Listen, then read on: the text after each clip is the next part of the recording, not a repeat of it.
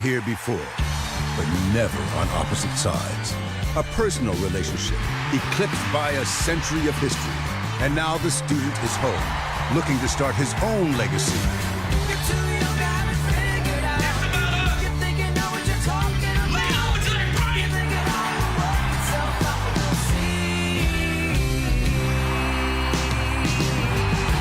Will the student become the master? If so, then it begins tonight.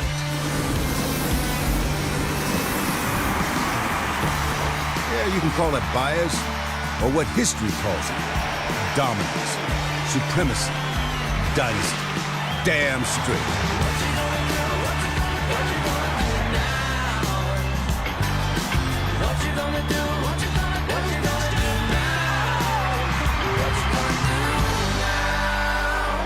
It's volatile and uncertain, intense and unknown, difficult and ultimate. It's about how much it means, why it matters, when it counts, and from where it comes. You know what, man? Enough talk. It's game time. College football mecca, Atlanta. Frigid tonight. Her streets eerily quiet. But inside the modern marvel of Mercedes-Benz Stadium, it's overheated, raucous, and ready for the College Football Playoff National Championship game presented by AT&T. The Georgia Bulldogs, hungry to taste the school's first title in 37 seasons. The Alabama Crimson Tide driven to strengthen a decade-long dynasty with a fifth title in 9 years. And welcome, Chris Fowler and Kirk Herbstreit. We are so proud to bring you the championship game, year 4 of the playoff era. It's about to get crazy in here. This is going to be wild with Georgia just down the road here, Kirk. Georgia and Alabama separated largely by the Chattahoochee River, but like neighbors that don't visit each other that often, just 3 previous meetings in a decade. They're both from the SEC, and we know that's a flashpoint for quite a few of you, offsetting what was otherwise a down year for the conference. About half the programs in this league are in transition or turmoil, but you can't argue these two teams earned their way here. Yeah, it's not really about necessarily looking at it as a conference. When you look at the bracket, it's about the 4 best teams. I think a lot of us agree they put the 4 best teams in. At the end of the day, Georgia's got to beat Oklahoma in double overtime, which they did. And obviously Alabama showed a different attitude, healthy, attacking the line of scrimmage, and they took care of Clemson. And so here we are, 2 teams that happen to be from the same conference in a year where the SEC collectively is down. But these 2 teams won in the playoff. They deserve to be here tonight. Yeah, Saban wants that same angry energy tonight. All 4 championships he's won at Alabama have come with Kirby Smart on his staff. But now in year 2 at Georgia, Smart is trying to do what no former Saban assistant has done. Pull that sword out of the stone. Break the hold that Saban's had on his ex-assistants. McElwain and Dooley couldn't do it at SEC rivals. Yeah, Dooley with his orange pants in Knoxville couldn't get it done. You look at the rest of these coaches, some of them defensive. Will Muschamp, Mark D'Antonio, Jimbo Fisher this year in this stadium with Florida State. Of course, he's now at Texas A&M. And there's Kirby saying, all right, I'm ready to take my shot right here. He's been in the weight room, hasn't he? He has, doing some squats, it looks like. So both teams, it's no coincidence that Georgia is built like Bama. I mean, they've got a stout defense. They've got a powerful running game. 2 senior captains, best friends, roommates, combined 6 touchdowns in the Rose Bowl. Well, Thunder and Lightning is what they're really referred to by their own fan base, and Thunder would be Nick Chubb. He is such a powerful runner, a veteran guy. We saw that on display in the Rose Bowl where you could see how many yards he had after contact. He had a great game. This is maybe a turning point in the game when he ran through those tackles, got into the end zone.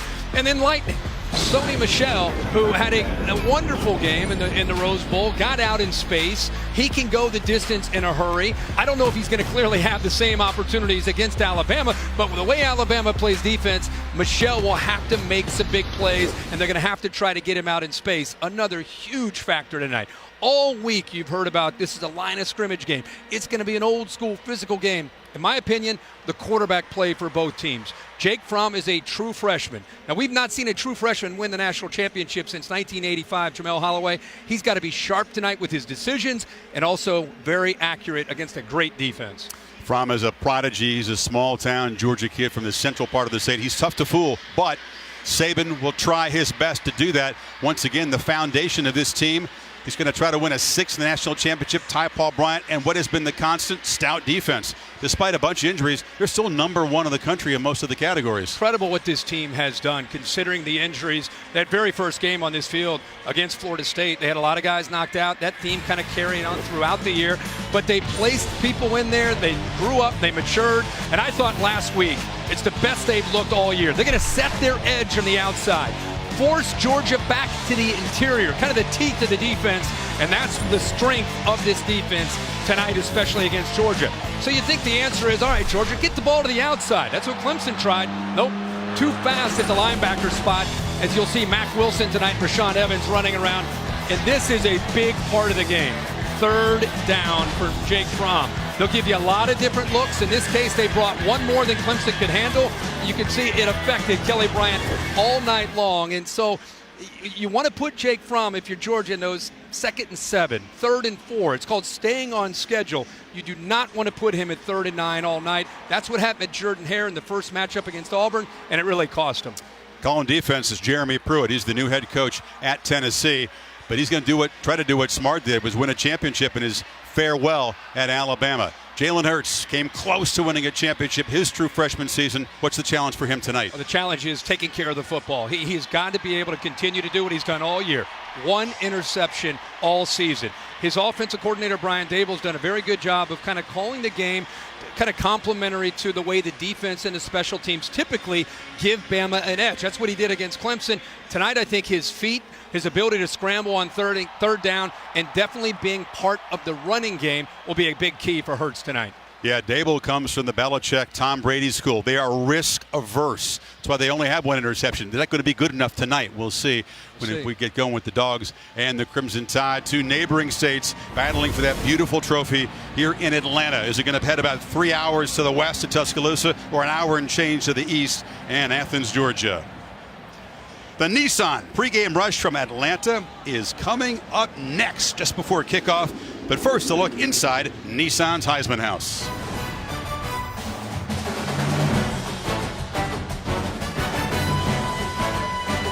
On Pregame Rush, Nissan, premier partner of the Heisman Trophy and the College Football Playoff.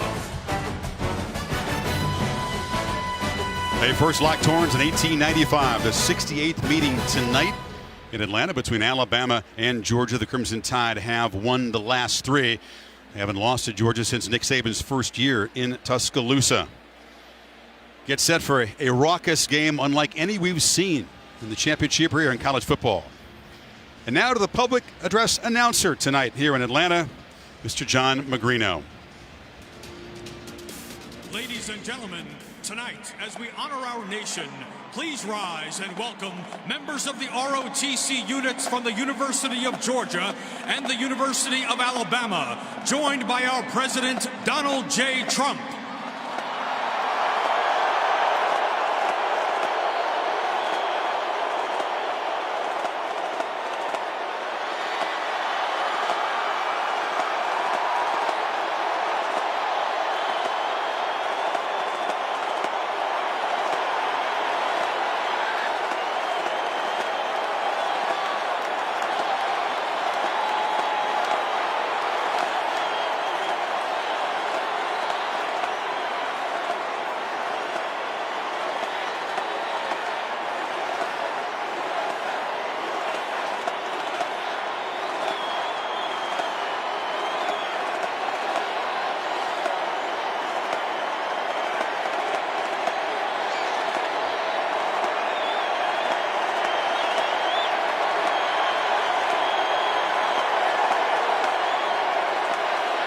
Please remain standing and remove your hats as our nation's colors are presented by members of the United States Marines Bravo Company, 4th Reconnaissance Battalion, Smyrna, Georgia.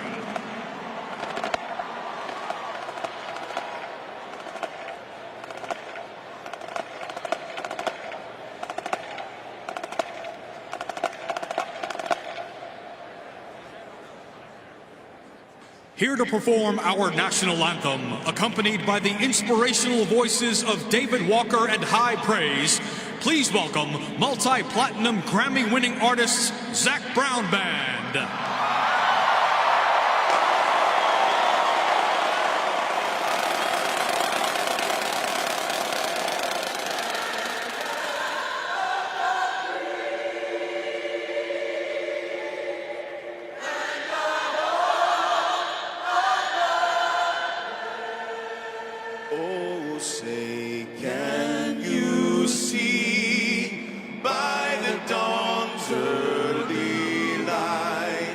what so proudly we hailed at the twilight's last gleaming, whose broad stripes and bright stars through the perilous fight o'er the ramparts we watched were so gallantly streaming, and the rockets wrangling, the bombs bursting in air, gave proof through the night that our flag was still there.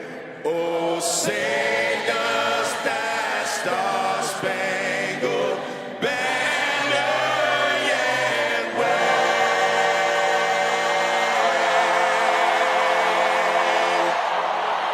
o'er the land of the free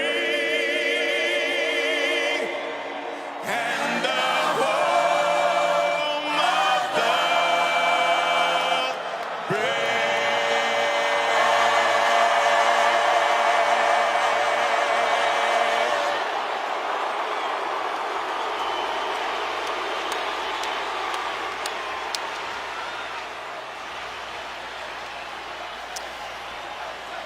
Zach Brown and his band, Georgia natives, and big fans of these guys. Bulldogs is the higher seed given the choice, and they're going to wear the home red. A wardrobe change from the SEC championship game and the Rose Bowl.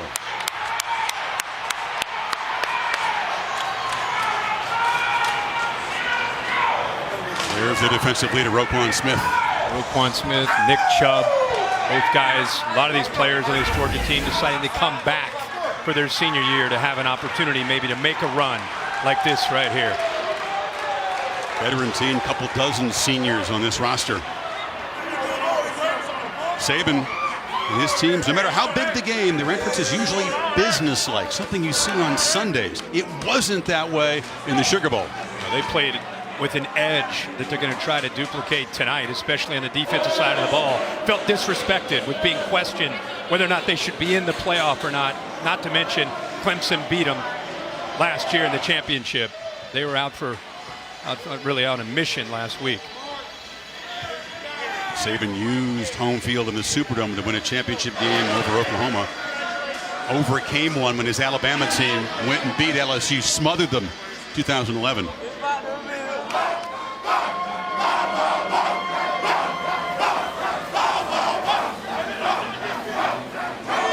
Atypical Alabama. It's Georgia that appears more businesslike. About to get real loud, folks. Buckle up.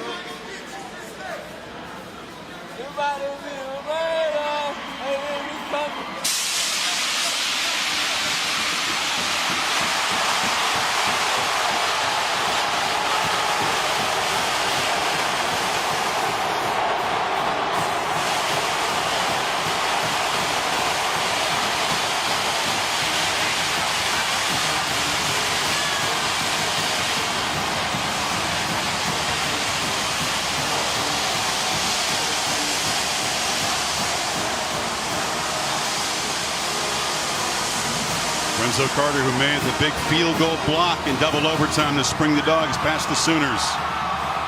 And there's Fromm. How can his pulse possibly be under control in this moment as a freshman? Here come the Tide.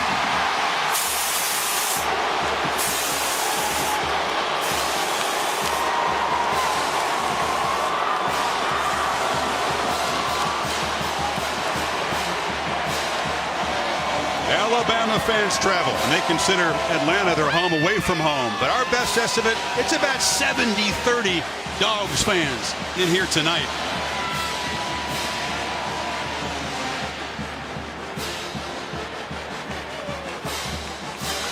An opportunity. It's been driven home by both of these coaches, their players all week. Should be a lot of fun. This has been the Nissan pregame rush. Time for the coin toss. And back to our PA announcer, John Magrino. Ladies and gentlemen, please direct your attention to midfield for the national championship game coin toss. with inductees of the 2018 National Football Foundation College Football Hall of Fame. Representing Murray State and Virginia Tech, head coach Frank Beamer. Representing Appalachian State, Tulane, North Carolina, and Texas, head coach Mack Brown. And representing the University of Georgia, offensive tackle Matt Stinchcomb. Tonight's referee from the Big Ten Conference, Dan Capron. Tonight's honorary captains for Alabama, O.J. Howard, and for Georgia, Herschel Walker, alongside team captains for Alabama and team captains for Georgia.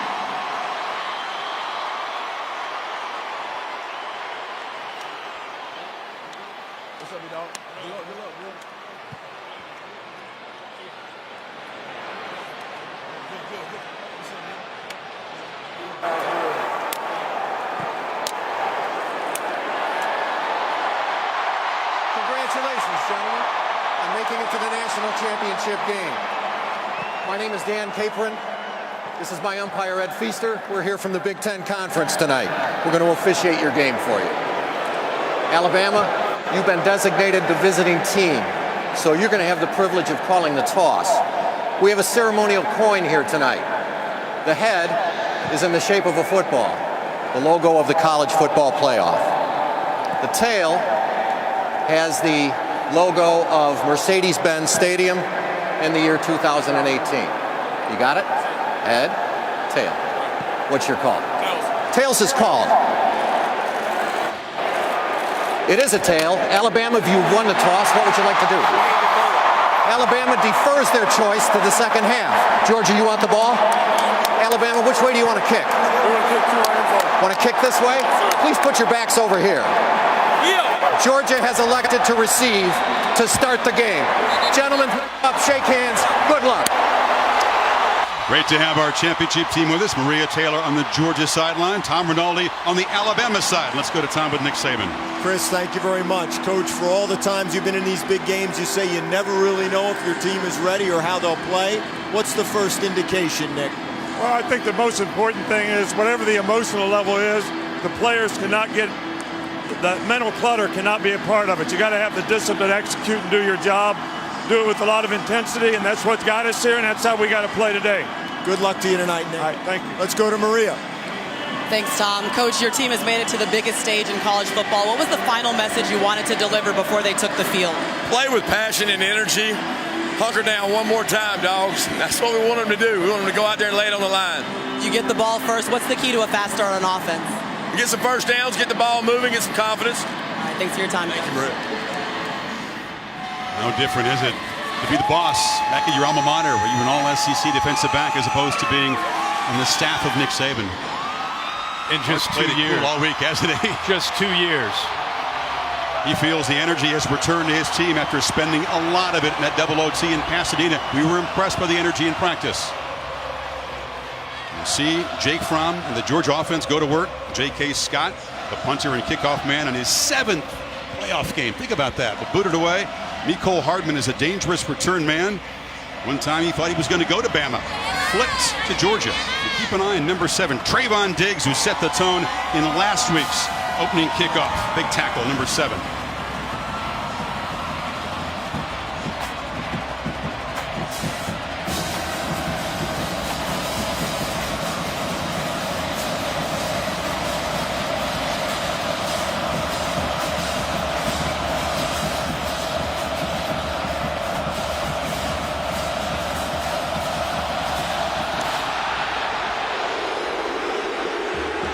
Line drive kick, just barely a touchback and not out of bounds. So here comes Jake Fromm, took over his first start at Notre Dame, and look how good he's been in the 2 postseason games, Kirk. Yeah, incredible right here in this stadium against Auburn in the SEC championship. And you and I were there at the Rose Bowl, made so many good decisions, especially late in that game, to give the Bulldogs a chance to win in double overtime.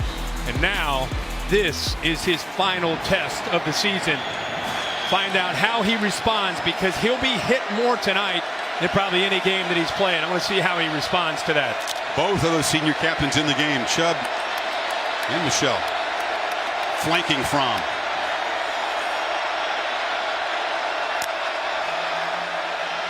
Chubb in the flat, hit. Fights through the initial tackle, works hard just to lose 1 yard. Deontay Thompson, the safety, there in a hurry. This Alabama defense plays with a lot of emotion, especially early in the game, to just try to set the tone and send a message. They play a 3-4. Deshaun Hand looked healthy last week. Deron Payne is very, very physical in the middle, and Isaiah Buggs was quick as well. And the 4 linebackers, watch Rashaan Evans, 32, and Mack Wilson in the middle. Chris mentioned Jennings is out, meaning Terrell Lewis and Christian Miller will need to step up. 2nd and 11. Fromm from the pocket delivers a long throw near sideline, and Terry Godwin, the junior from here in Georgia, makes the catch in front of Minkah Fitzpatrick, number 29. All we talked about all week was this is a line of scrimmage game. They're going to run the football. Who's going to be more physical? Georgia knows they can't play in a phone booth. They've got to spread this dominant defense out of Alabama's and try to get them out in space with their skill. How crucial will these 3rd down plays be tonight? Dogs need 6. From straight back, pressure up the middle. Hit as he throws. A downfield shot. And coming back. Wins a battle, but it's picked off as Tony Brown went up and just took it away from the receiver. Ball is underthrown, but still looked like Wims might make a catch. He's in the slot on the inside. Look at that. Brown goes down. He's beaten. Ball is underthrown. Brown, give him credit. He never gave up on it. The experience, you can see, he finds the football and then he fights for it and rips it away from Wims. The reason Fromm didn't get a lot on that ball, Chris, 3rd down, a lot of pressure. As he threw it, he got hit. So it's easy to say he's young quarterback in this kind of game. Why didn't he lead him? But he got pressure, so the pressure helps lead to an underthrown ball and eventually an interception. Tony Brown, a senior from Texas, up and down career. It's his first pick of the season. So Jalen Hurts and the Tide take over after the takeaway at their 36. Damian Harris motions out. And now comes back. And they hand it to him. And the Tide's top running back trying to get the edge is going to be strung out and knocked out of bounds there. The corner, Aaron Davis. Well, Jalen Hurts is a true sophomore, 25-2. This looked like the game-winning play potentially before Deshaun Watson led the Tigers down and eventually raised that trophy up. But Hurts has had moments as a quarterback. The best thing you can say about him, he's mobile, has a strong arm, and he's a winner. On the handoff, Robert Foster ends around, slips a tackle, gets the edge, and the Tides move the chains here. We saw that iPhone wallpaper for a year after losing that heartbreaker to Clemson. Jalen Hurts kept that reminder on his phone. He changed it, though. He changed it up after they beat the Tigers in the revenge game. After all those weeks, he and the team finally got revenge. Much like Georgia, trying to get the ball to the perimeter, to the outside. That time they were able to outflank the Georgia defense. Hurts still got it, flips it short. Calvin Ridley, the Tide's best receiver, was open and dances out of bounds near the marker before Malcolm Parrish forced him out. Well, we showed you what Alabama does defensively, and the same can be said for Georgia. Kirby Smart brought that system over from Tuscaloosa, played that same 3-4. Watch Tyler Clark, number 52, great player, along with Ledbetter on the edges. These are the guys that have to play well. Bellamy and Carter on the outside, being able to contain this speed and also the physicality in the inside from Carter and Roquan Smith, the leader of the defense. Hurts, a design run. This is what he does best. Muscles into the secondary, and the Tide set up at the Dogs 31. It's just a quarterback power play, like an inside zone where you just want to let your quarterback be able to read, eventually find a crease and cut back. Watch how this offensive line pushes, and there's the cutback crease. He has instincts of a tailback, and he's 6'2", 225 pounds. He's a man when he pulls the ball down to run. Dogs defense on its heels, and Brian Dable using some tactical tempo here, a play action. And Hurts pressured and just flips it downfield. Not that far out of bounds. In the neighborhood there was Dominic Sanders, the safety. And that's where Hurts is going to have to be careful tonight. He's done a very good job all year throwing the ball away. But if you take his primary read away, he becomes uncomfortable. And Georgia wants to keep him in that pocket. Make Jalen Hurts, when he throws the ball, complete passes from the pocket, not allowing him to get outside. Primary read is usually Calvin Ridley, number 3. Yeah. This is Harris. Bounces of it, cut down. That's a strong tackle by Sanders. His 53rd start as a college football player. Well, the safeties from Georgia, J.R. Reed, number 20, and in this case, Dominic Sanders, who's played a ton of football, as you said, Chris. They've got to be on early downs up near the line of scrimmage. They've got to beg Jalen Hurts, who's capable of running. You got to beg him to throw the ball to beat you tonight. Tide's turn to stare down a 3rd and long. They need 8. Dogs showing some pressure up the middle. Jalen sensing that. Remember, they're as familiar with this defensive scheme as they are their own. Straight back. Escapes. Makes a cut. And Jalen Hurts again. First down in the red zone. Well, they showed pressure, and then both the linebackers in the middle drop out. They're just playing zone, but this is what you can't allow. Georgia knows this. 3rd down, their best play for Alabama is this. The creativity, the scrambling ability, and I'm surprised they didn't spy him there. They played zone, linebackers' eyes were on him, but they're unable to bring him down before the first down. They got 10 on 3rd and 8. Harris and Jacobs now flanking Hurts. And this is a handoff to Josh Jacobs, the Tulsa, Oklahoma back who overcame some early season injuries. Roquan Smith, it was 3 on 3 there, and the linebacker got him. He's got great speed on the perimeter. Probably his greatest strength is running down ball carriers when they bounce to the outside. It looked like Jacobs, who's pretty quick himself, had a chance to get to the corner, but inside out, Roquan Smith is able to chase him down. Pick the center. Brad Bozeman is pumped up 3 times. He's given Hurts a high snap already. Ridley alone up top. Real difference maker in the passing game for Alabama. Parrish is on him. Hurts looking that way. Kirk throws it for the end zone, but over the head of Ridley. And Parrish had fallen down. That's on Hurts. He had him. He had him, and they're going to go back to that. Ridley's one of the top receivers in the entire country. And they have him matched up on exactly who they want. And Parrish, 14. He falls. He's undersized, by the way, at 5'10". And Nick knows that they missed on an opportunity there. Even if he doesn't fall, Ridley's going by Parrish for a chance to have a touchdown. 3rd and 8 again. Do they spy him here after the scramble? Well, they're going to put him on the move. Hurts retreats, chased, flips it, incomplete. A changeup, and that was the speedy, and I mean speedy, linebacker Lorenzo Carter giving chase. That is his job, to get to the outside. Has such great length.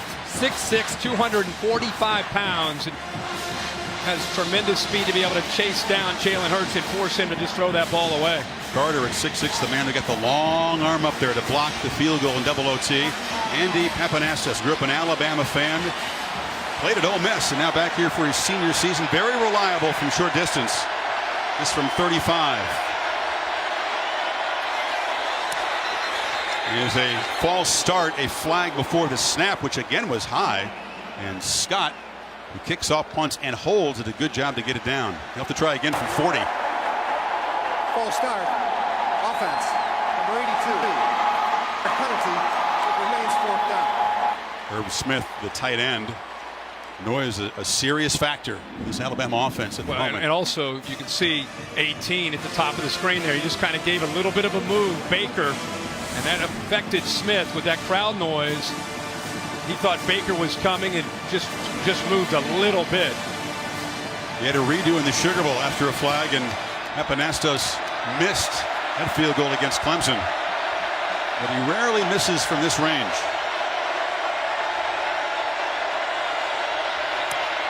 The timing was off, and that was ugly from the start.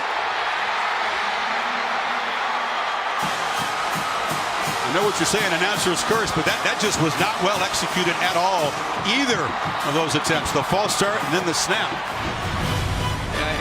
He did not look comfortable. He was out of rhythm from the start. I don't know if it's just the jitters, the hype of this big of a game, and Kirby Smart and the Georgia defense catch a break and get a little bit of momentum here early in this game. Tide moving 42 yards, but come up empty. At AT&T, buy one iPhone. Tonight's Planning for Success brought to you by Northwestern Mutual. With Alabama, complimentary football over the play calling. See how the defense and special teams are going. Play with the same edge they played with against Clemson defensively. Georgia had to stay on schedule. Avoid those 3rd and 9 situations, 3rd and long. And then can they match the physicality at the line of scrimmage that Bama typically plays with, especially with this group right here, this offensive line? They have their hands 3rd and long in their first series. 3 passes, no runs in the first series for Georgia. Nick Chubb, here's the tailback. Fromm fakes it to him, fires a slant. Godwin has got it, and he's got a first down across the 35. Fromm throws that route really well. Now they're trying to spread this Alabama defense out. Watch the linebackers coming up, anticipating Nick Chubb in the running game. Tendencies say it's the Georgia running game, and Georgia knows that, trying to break some tendencies here early in the game. Good throw in rhythm, and gave his receiver a chance to make a play. Godwin gained 14 yards. 4 plays, 4 passes called by Jim Chaney so far. DeAndre Swift is in the game, and he's out of the backfield, but looking downfield, and again, that's dropped by Javon Wims for the 2nd time, so the top receiver struggling a bit. Maria? Well, Chris, after Jake Fromm threw that first interception, he came back over to his team and said, "We're good." Went up to Javon Wims, said, "I'm still going to be looking for you." He tells me he has a shooter's mentality, so even if he misses or makes a mistake, he's always going to go back, knowing he can make the next play. Perhaps Wims had something on his mind in that drop, Kirk. Yeah, he had Swift behind him. You don't know if they're already trying something, a little trickery, like a hook and lateral. But I love to see Fromm throwing on 1st and 10, much like the Rose Bowl, where he was 9 of 10 on 1st and 10. And a whistle, and the flag before the snap. Yeah, when the left tackle moved. Win, one of only 2 All-SEC first-teamers on Georgia. False start. Offense. Number 77. 5-yard penalty. 2nd down. Yeah, the captain sets him back. Those are drive killers, those kinds of penalties tonight. Especially tonight. We keep talking about staying on schedule and avoiding 2nd and 3rd and long. Isaiah Wynn just trying to get a little bit of a head start. Flinched just a bit. Officials caught it. Going back to Fromm in rhythm, throwing the football on 1st and 10. Boy, even the drop there, the ball is thrown right on the money, and they're throwing on their terms on 1st and 10 instead of waiting till 3rd down. Pressured immediately, and that blew up the play. Storming in there was Jerron Payne. Fromm couldn't get it to Michelle. This was Georgia's biggest concern, is the middle of the Georgia offensive line against Payne, who's right here. Watch his movement and quickness. The center, Gilliard, trying to get out there. But I'll tell you, Payne at 6'2", 308 pounds is quick. And it gives inside linemen, guards, and centers a lot to deal with, not just with his power, but with how quick he can shoot through a gap. He gave the highlight of the Sugar Bowl. He had a pick, and then had a touchdown reception right after it. 3rd and 15. Tide rush 4. Fromm has time.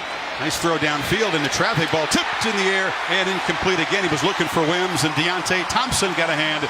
Becomes the punt team. And Thompson had stepped in very nicely for Hootie Jones and done a good job. He's got tremendous length at 6'2", 195 pounds, and he sits back there as a safety on the hash. Makes it pretty easy for him. This is what Bama does on 3rd and long. They play man coverage with 2 safeties back on the hashes, making it incredibly tough to try to throw the ball downfield. Fromm tried to squeeze it in, but good coverage that time by Thompson. Cameron Nisluk has an econ degree from Columbia, a graduate transfer, and an excellent season punting the ball. Gets it away, goes down. There is no flag, and a fair catch by Trayvon Diggs, so it was a good boot, but the Tide got close there. Damian Harris, the running back, storming in there. Tide back to work, scoreless, 49-yard punt. Championship after the 1980 season.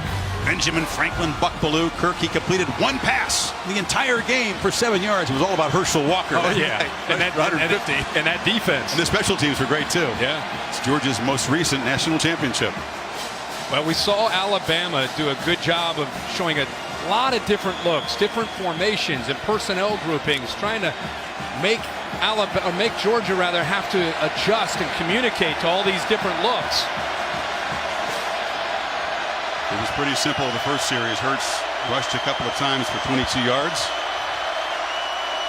Scarborough in the game, and Big Bo just barrels up the middle. It's a game of 3 and 4 yards. Both offensive coaches says we can live with that. I think even more so for Alabama. And I think Brian Dable, the offensive coordinator, you mentioned the New England Patriots background. He was there last number of years with Bill Belichick as a tight end coach, and he looks at it in a way where he wants to call plays where his quarterback is not going to be in a position to make a mistake. They'd rather punt the ball than obviously turn the ball over. That's the way he calls the game. Scarborough in motion. It's a backwards pass. Running back's got it. Makes a cut.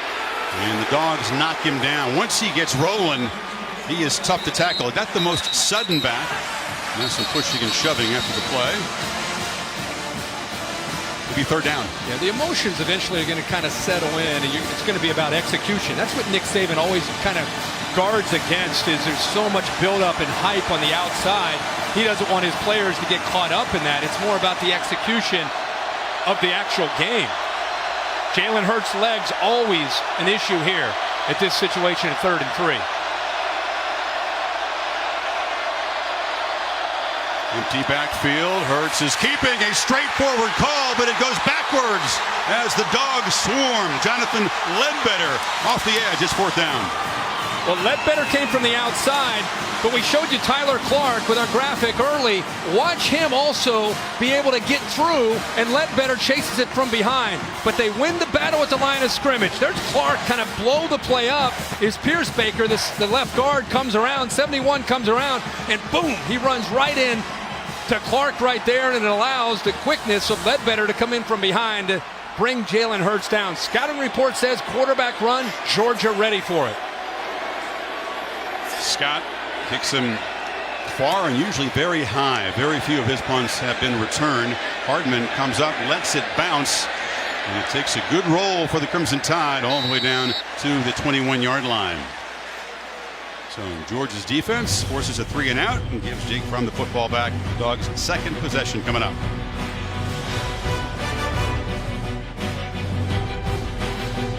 But this feels really chilly. Aerial coverage provided by Goodyear. When Mother Nature blitzes, you'll need the very best traction on and off the field. You'll need weather-ready Goodyear, more driven. He's like a 3 technique. Low dog wins, right? Did they coach it? 62 pounds, 4-year-old, I'll get 10. I love it. Got the uni on, looking good. Look at this. First 7 plays tonight. Put the ball in the hands of Jake Fromm. You're talking about an offense that's 70% run on the season, and so far 7 pass plays and no runs. Yeah, you got 2,000-yard backs. Haven't touched it in the run game yet. This time it is Nick Chubb, and he's got a little crease, and he shows it that thunder, that strength, and that's a win against Bama's front. Oh, yeah. They got a good push in the middle. He got up to the 2nd level and was able to pick up some yards. It's a smart, I think, approach by Jim Chaney, who is a great offensive coordinator, been around for a long time, and he's smart enough to realize, listen, we can't line up in just our traditional 2 tight end formation, let Bama be in a big defensive look and try to run into them. I think it was smart to open it up early and give Alabama some different looks. Unbalanced line here. Chubb is the back. They pitch it to him running to the boundary. Makes a cut, but boy, the Tide close it down quickly. That's Terrell Lewis, who's got big shoes to fill. He's in for the injured Jennings tonight. Well, he does a good job right here of coming down and then getting to the outside. They're running right to Minkah Fitzpatrick. They know he's a great defender against the pass, but they try to go against him defending the run. He contains it, forces Chubb back inside, and there's the big man, Terrell Lewis, cleaning it up. Nice play. Dogs 0 for 2 on 3rd down. Need 5 this time. Watch how Alabama gives this offensive line a lot of looks. They disguise their pressure with their linebackers and Minkah Fitzpatrick. It's a run on 3rd and 5, and Sony Michel gets the first down before Mack Wilson could wrestle him down. Good call. Sony Michel says, hey, what about me? I got a little thunder to me. I'm not just lightning. He lowers his shoulder here. Left tackle win, helps on the double team, and he runs right through Mack Wilson with that extra effort right there to get across the first down marker. Great effort by Michel. He's 215. He's the guy that had 3 touchdowns, then fumbled Oklahoma with the scoop and score to take the lead, redeemed himself with that wild dog touchdown in double OT. Hesitation, Michel again. And he is not going to get the edge, but a positive first down gain again. I think he fits in better on how you want to try to go after Alabama because he's so sudden. They're going to mix Chubb and Michelle back and forth. But I think because the room to work as a back against this defense is so tight that you need that extra gear to pick up and accelerate upfield to get an extra 2, 3, and 4 yards. What a brother act in this game, Kirk. And number 8, Riley Ridley, Calvin's younger brother, is to the right of the formation for the Dogs. Going back to that 4 wide receiver look. Chubb right into traffic. Very often that's just not open for business against the Tide. This defensive line collectively, I think, had their best game of the year because they're healthy. They're playing with a chip on their shoulder. They're flying around. All of them. Hand played well. Isaiah Buggs, Daron Payne, Raekwon Davis when he came in. If you throw in Anthony Jennings, who had maybe the best game of them all, they were dominant at the line of scrimmage, and that's why I think Georgia understands why they have to try to spread that dominant linebacking group out. It had to be great with the linebackers banged up all year long. Yep. 3rd and 3. It's Michelle. And now a whistle and a flag down. This Big Ten crew led by Dan Capron conferring. Michelle says it's on Bama. The defensive player jumped into the neutral zone, causing the offensive player to react. By rule, that's defense offside, a 5-yard penalty, and it results in a first down. Tony Brown jumps at Terry Godwin right there, makes him flinch. Dave Katai, our rules expert in the booth, that's an emphasis. That happens a whole lot in a loud building, doesn't it, Dave? Absolutely. And when the defense enters the neutral zone and there's immediate reaction, it's on the defense. If they don't enter in the neutral zone, it goes on the offense. Okay. So the Dogs get a first down on that 5-yarder. Well, they've got Lewis way up here on the outside. Big body walked out. Michelle makes a cut but cannot escape Daron Payne, the big 300-pounder again, showing the quickness. I'm telling you, this is a mismatch up front. This is a mismatch in the pit. 94. Look at the push. He's already in the backfield, and he's kind of been in the background with Jonathan Allen and Dalvin Tomlinson and Ryan Anderson and so many great players. It's his turn this year, and he's taken advantage of it. We saw the hands and the feet and the touchdown. There you see the raw strength. He grabbed a big physical back with one arm and threw him down. He's got man coverage. Sliding it, the protection to the right. From the pocket, delivers a high throw. It's caught. Finally, that's Javon Wims after a couple of drops. Makes the catch. Or check it, that's Riley Ridley. Bama's right side does a good job of coming in and getting pressure. Fromm just kind of slings this ball and gets the ball out quickly. They're playing quickly. A downfield throw. It's one of those back shoulder fades that Fromm likes so much. Wims couldn't come up with it. It was just the 9th catch for Calvin Ridley's little brother this season. They go hurry up to try to prevent Nick Saban from being able to change his personnel. Remember, in college football, if you don't change offensively your personnel, you decide to go fast, the defense, they can't change their personnel. And they can try, and they can get maybe called for a penalty with too many men on the field. Georgia's going to try to do that all night because Alabama constantly likes to change their personnel. Yeah, the Dogs sub, so the Tide had some time to get fresh bodies. And Fromm is chased and sacked by Anthony Averett off the corner. Not often confused, Kirkley was that time.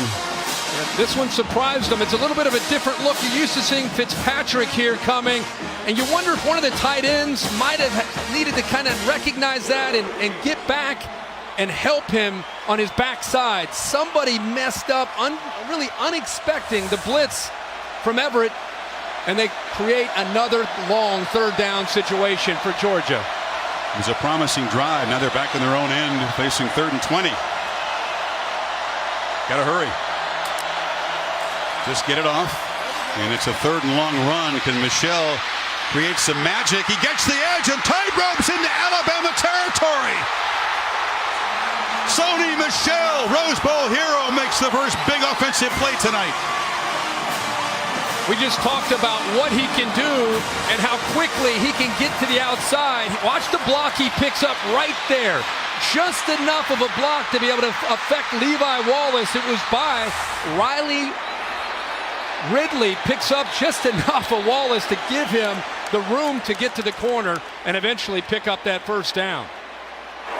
The ruling on the field is that the runner stepped out of bounds at the 26-yard line. That ruling is under further review. So Tom Kissinger, the replay official of this Big Ten crew, will take a look. What are the odds of a 26-yard run on 3rd and 20?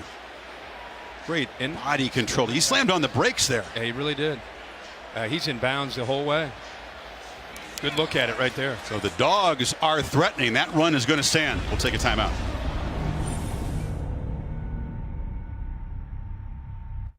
Michel's superb run stands. Number one was like a Formula One car. He accelerated, slammed on the brakes, cornered, and then accelerated again. And they convert. Really impressive.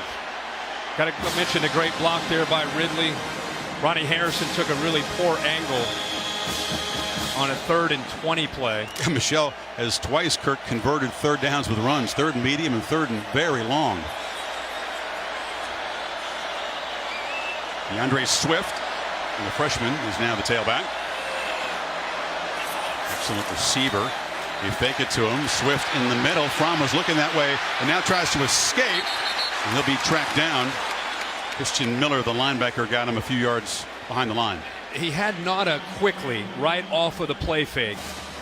But as Nauta continued downfield, he was covered by Ronnie Harrison, the safety. And Fromm actually looking off to his left when he dropped back there.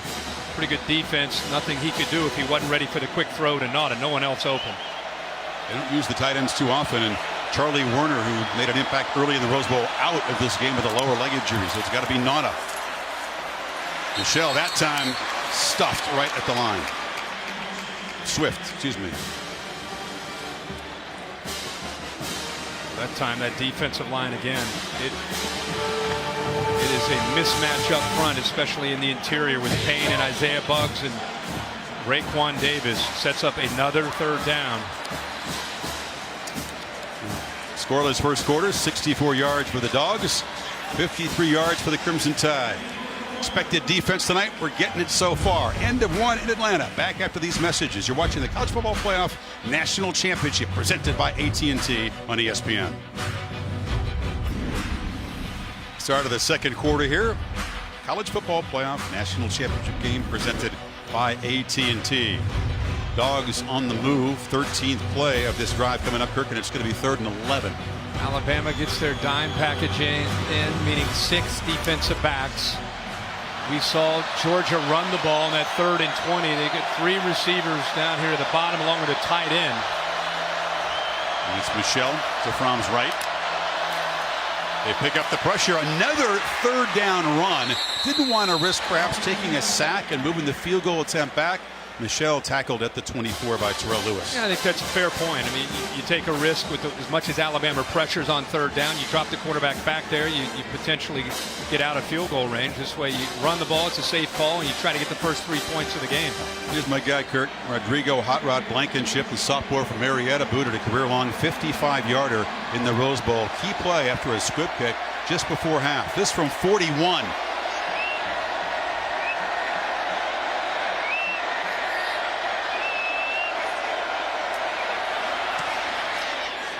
And Blankenship does what Papanastos could not. Puts Georgia on top. Man given a scholarship before he kicked the game winner at Notre Dame. Puts Georgia in front by 3. College Football Playoff National Championship trophy. I used to love the old crystal ball, but this has really grown on me. It's a nice gleaming gold thing that's in huge images on the buildings everywhere. Yeah. Chris Fowler, Kirk Herbstreit, Maria Taylor, and Tom Rinaldi back as the Dogs get a Blankenship field goal and draw first blood. Panastos had earlier missed his attempt for the Crimson Tide.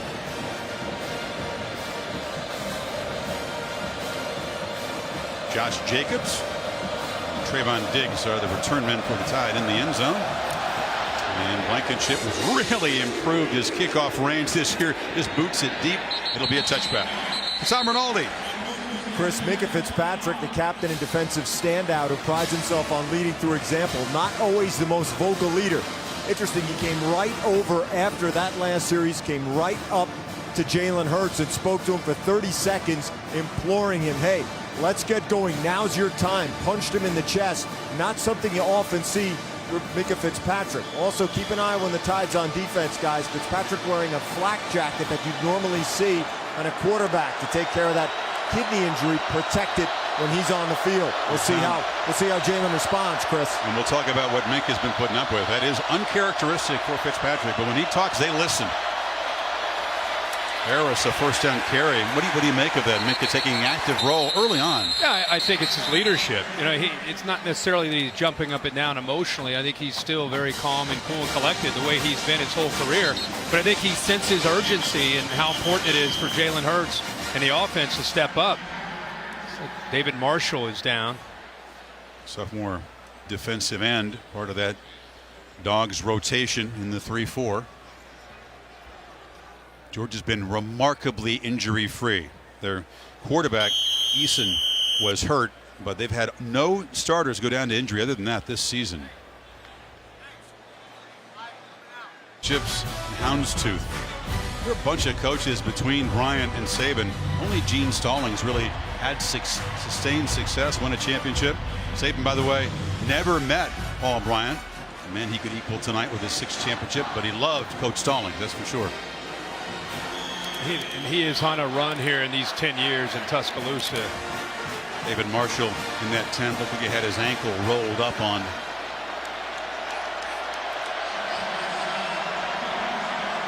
Damian Harris flanked off to the right of Hurts.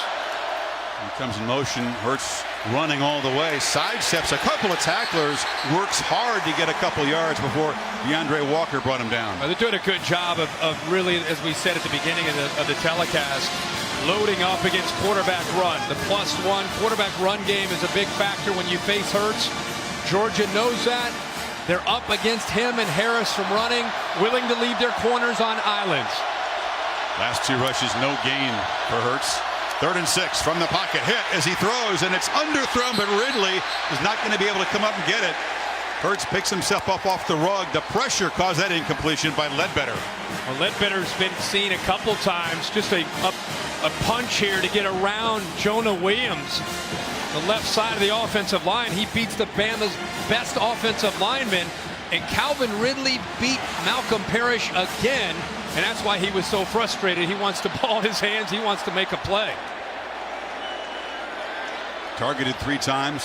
1 catch for 9 yards so far for their top receiver. Scott. It's that long leg swinging. That's just a thing of beauty watching him punt the football. Hardman backtracks. Going to have a chance for the 15. Mecole Hardman. He's got speed. He's also got great moves. We've got 2 flags on the field on the return now. Pretty clear block in the back. You spotted there. It looked like Christian Payne, the fullback. Mecole Hardman. He's been close. He hasn't quite busted one all the way to the end zone this year. Handles both the punts and the kickoffs. I think it's safe to say it was Christian Payne after that reaction from Kirby. Nobody's returned punts this year against Scott. Nobody. That would have been the most successful one. During the return, illegal block in the back. Number 47 on the receiving team. 10-yard penalty, 1st down. Mental mistakes like that right out in the open. It cost Georgia some good field position. What Georgia did a good job of is taking the gunners away downfield. They just took them, they slowed them down, and that's what allowed Hardman to have some room to work. There's the block by Payne right there into the back after that nice return by Hardman. Very obvious. We'll take a break. Bulldogs will go back to work from their 20. Taco Bell has brought the best of the regular season to the college football playoff by creating the Liv Moss student section. Pick it up the tab for tickets at tonight's game for 500 students from each school, giving the biggest games back to the biggest fans. You know, in a game where field position is so critical, Georgia had a chance to start this drive at their own 34 with that return, and instead with that penalty, they go back to their own 20. negates 14 yards of field position. Huddle quickly, flipped in the flat. Swift makes a cut. And the talented back from Philly, the freshman, a big gain out across the 35. He beat Mack Wilson on that play. Well, he is dangerous, and Georgia's theme continues. Get the ball on the perimeter. Get the ball to their playmakers outside, whether it's Michelle, Swift, the true freshman. Get them in space and let them make some of the Bama defenders miss. That's so far in this first half where Georgia's having their success. Swift, a very natural receiver, like all the Georgia backs. His 16th catch this season. And now it's the wild dog, Chubb, with a direct snap. He's worked for a touchdown against Oklahoma, and it's a productive first down play of about 5. Jim Chaney is right now doing a very good job understanding that he's outmanned up front, especially in the middle of his offensive line against his Bama defense, giving a lot of different looks. Getting the ball out of Fromm's hands quickly, getting the ball to the perimeter. Then you can go back to your bread and butter, running the football, but not living inside a phone booth against his Bama defense. On 2nd and 5, Eason pulls it, makes a little cut, shows some elusiveness, and the quarterback has a first down at the 45. What did Chaney tell us, Kirk? I want to call plays against Bama that work against our defense when we go ones versus ones. Yeah, absolutely. That was a heck of a move, by the way, by Jake Fromm. I mean, that's why he is such a great complement to this running game. Not only with some of the decisions that he makes, making the checks at the line of scrimmage, gets the ball out, makes good decisions with poise for a young player, but also he's nimble enough to make players miss. Here's another quick huddle. Drops back, flips it, incomplete. That was Payne who just had the penalty, but from an inaccurate throw. You feel he's got to run more tonight? Yeah, I think it's going to be a big part of it. You know, they typically sprinkle it in here and there. They did that in the Rose Bowl against Oklahoma. But boy, keep in mind, this guy was in high school last year. He's getting ready for the prom last year, and here he is on this stage in the national championship. And right now, it looks like he's been here his whole life. Yeah, it does. He did the same thing in Houston County as a freshman. Came in and just ran the show. Yeah, no big deal. Played in the Little League World Series, played shortstop, hit home runs, just what he does. On 2nd and 10, it's Michelle who picks his way, earns a yard, but now it's going to be another 3rd and long coming up. You know, we kind of went past that, but the drop there by Payne, this offense that started at their own 20, they came out with that quick huddle, boom, big play to Swift. Nice run by Fromm. They were the aggressor. They were attacking Bama. Bama kind of hands on their hips, looking over at Coach Saban and Jeremy Pruitt, losing some of their aggressive nature, and then Payne drops the ball on 1st and 10. Now they're looking at a 3rd and long. Really hurt the momentum that they had created on this drive. Let's see if Fromm can bail them out on 3rd and long. Top receiver Chris Wims, number 6 to the left, hasn't caught a pass yet. Fromm took a look downfield, now checks it down, it's complete, and it's Riley Ridley. Little brother making a big impact before Calvin does. Dogs are set up. Well, nice job of protecting the quarterback. And look at the middle. Look at this nice passing lane open up the middle of the defense. Mack Wilson and Minkah Fitzpatrick, who is down as a defensive back playing that dime linebacker. They're reading the quarterback's eyes, playing zone. He did a good job of looking him off, opening up the middle for Ridley.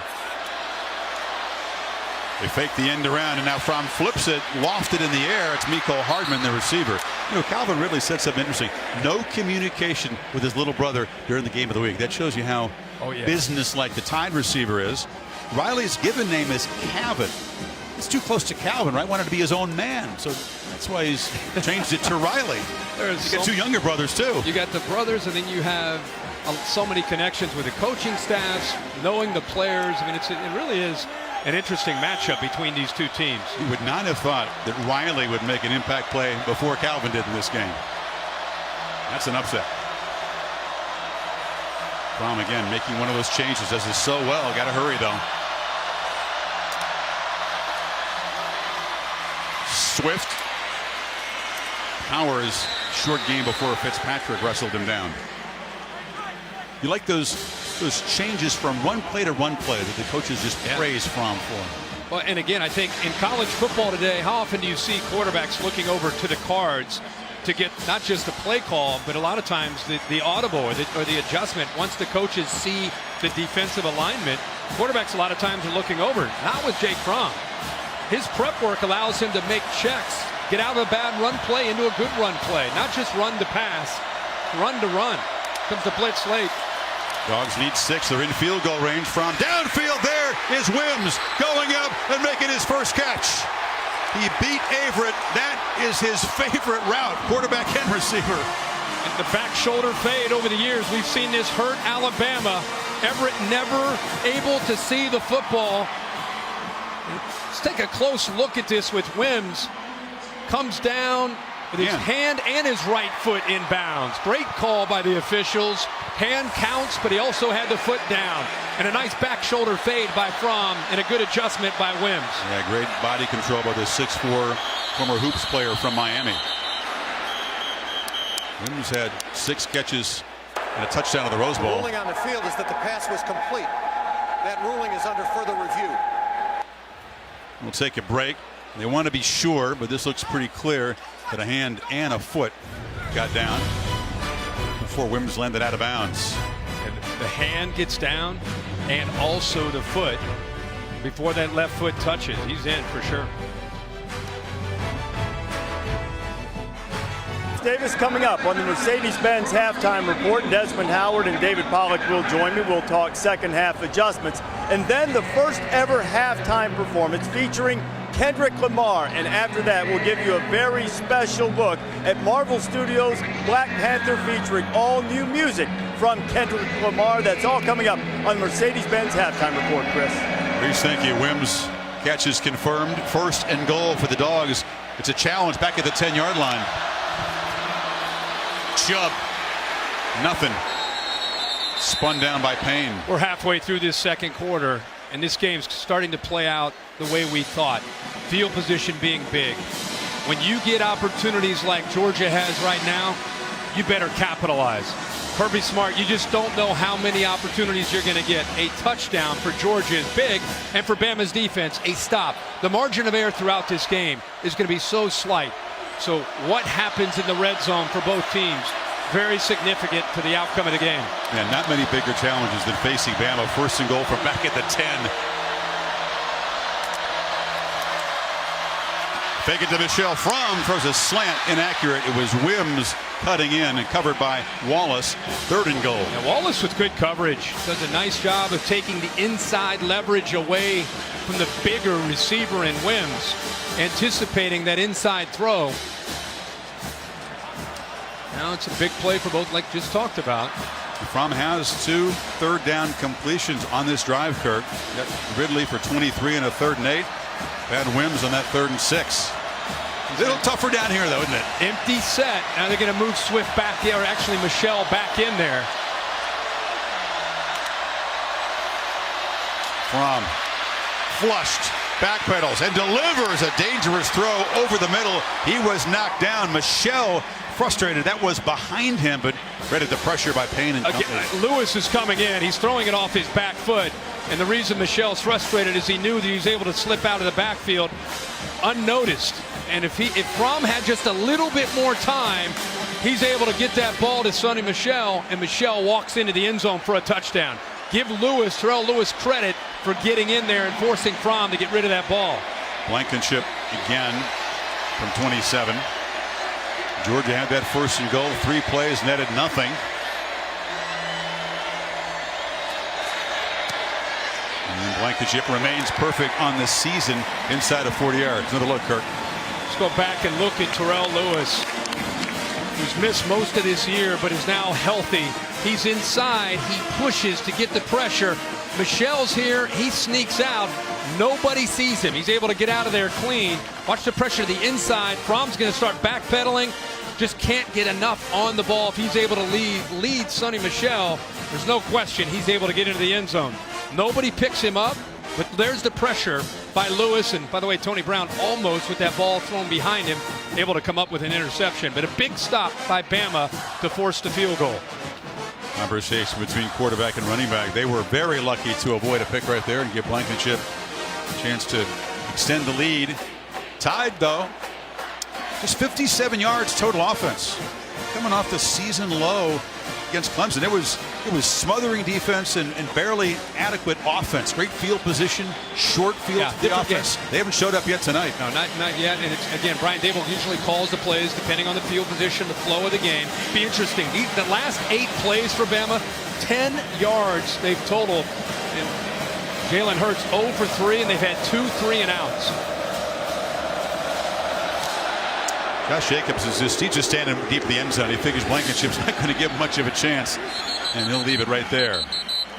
Let's take a look at tonight's All-State, all-hands in play. It's been all hands on deck so far for the Dogs D. Let's start with the Georgia speed. Raekwon Smith doing a good job getting to the perimeter, taking away any ability to be able to outflank them.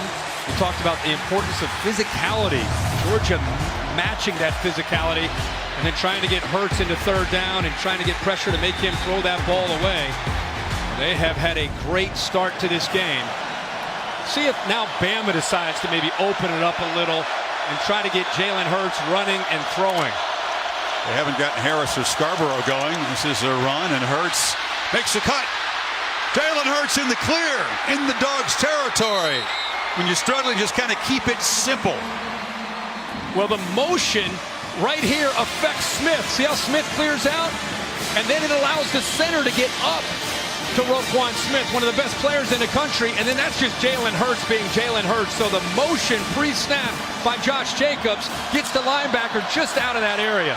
After a 31-yard game with the quarterback, Jacobs carries the ball for a short gain.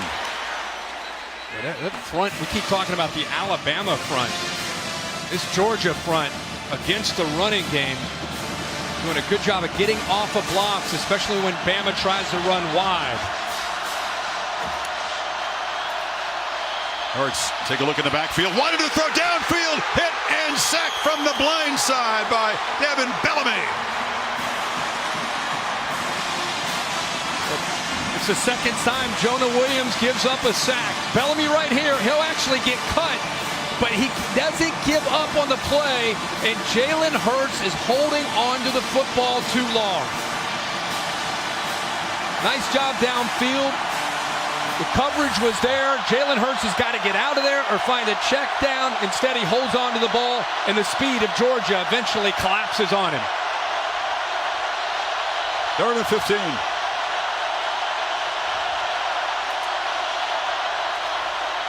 Jacobs got away from the initial tackle by Roquan Smith, and now they're scuffling. Yeah, be careful on 3rd down. A couple of players going at each other. Looked like the freshman Devontae Smith was involved in that from Alabama. Looked like with the veteran Dominic Sanders. It's about 160-pound true freshman receiver involved in a scrap. Devontae Smith trying to make his presence felt. He came in and lowered the boom on Sanders. Here goes Wims, the top receiver on this team. Looked like he was holding that left shoulder, must have injured it, making that catch that set up the field goal. That's a serious concern for the Dogs' passing game. Terry Godwin is the returner. And Scott, it was earlier in the training tent, Tom Rinaldi reports, seems to be okay. That's a beautiful job. That's a big play in a game like this, out at the 5. Huge play to pin Georgia down inside their 5-yard line. Aerial coverage provided by Goodyear, committed to honoring blimp-worthy athletes who demonstrate hard work on and off the field. Goodyear, official sponsor of the college football playoff. Bama trying to begin and end its season right here in this building with victories over coaches that were Saban connected. Jimbo Fisher and now Kirby Smart. 5:14 remaining in the half. Alabama gets the ball to start the second half. Jim Chaney, the play caller for Georgia, hasn't hesitated to trust Jake Fromm, but he hasn't been pinned back deep like this yet in this game. See what he does. Chubb started the play a couple yards deep in the end zone, able to muscle for about a yard to the 6. See, that's what you're inside your own 5-yard line. You're going to go to 2 tight end look and I formation and just try to be safe. Give the ball to Nick Chubb. But how often have you ever seen teams like LSU over the years try to line up in I formation football and play in a box? It's hard to do, and Jim Chaney again recognizing that, and that's why they've been in so many formations like the one they're in right now, trying to spread Alabama out. As the play caller trust his true freshman here on 2nd and 9. You feed Chubb again, and again, nothing. And with Wims back in the locker room, you turn to players like Ridley, who's coming into tonight, only 8 receptions. I know he has a catch tonight. Terry Godwin, who's typically he and Hardman are known more for being able to run option routes, more of the slot receiver. Wims was such a big target and such an advantage, especially in the back shoulder fade against the corner one-on-one. I think Ridley's got to become that guy now. And we'll see who Fromm is looking for on this 3rd and 7.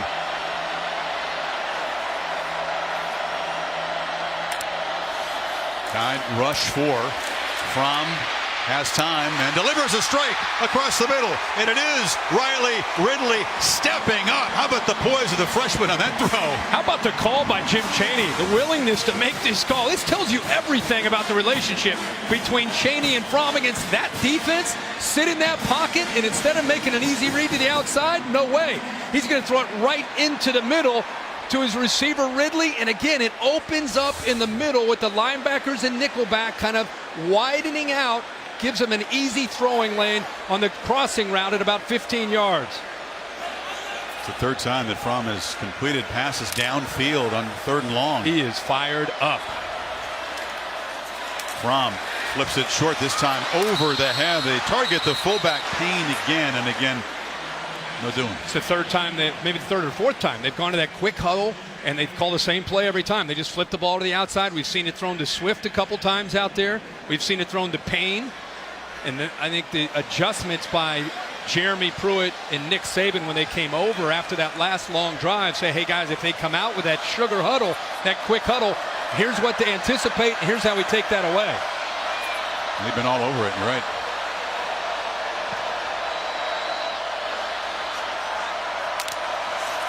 Michelle on the pitch. The Tide close it down, and Michelle able to earn about 3 yards.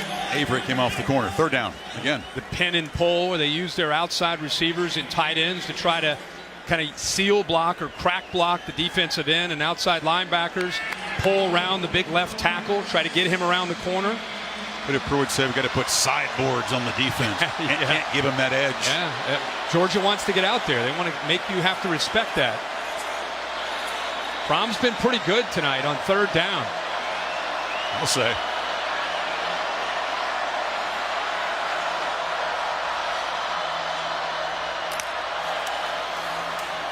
He brings some pressure. Dogs pick it up, and it's a low throw. It was behind Hardman. Rush didn't really affect that one too much, just a bad throw. Yeah, just out of rhythm a little bit. Throwing to a receiver that, while he has tremendous ability, I think Wims is his guy typically in those situations. Ridley has become that guy, and good job up front protecting him, but unable to execute. And Bama, by the way, even though their offense hasn't done a lot, they're down 6-0, and they're looking to try to get points here before this half's over. They got 88 yards, and 47 of them, Kirk, have been on Jalen Hurts runs. Nisley, Trayvon Diggs. A flag comes in as the Tide returner gets the corner before he is tracked down there. I think Deontay Thompson right in front of Diggs looked like he pushed a Georgia player in the back. That'll push Alabama back.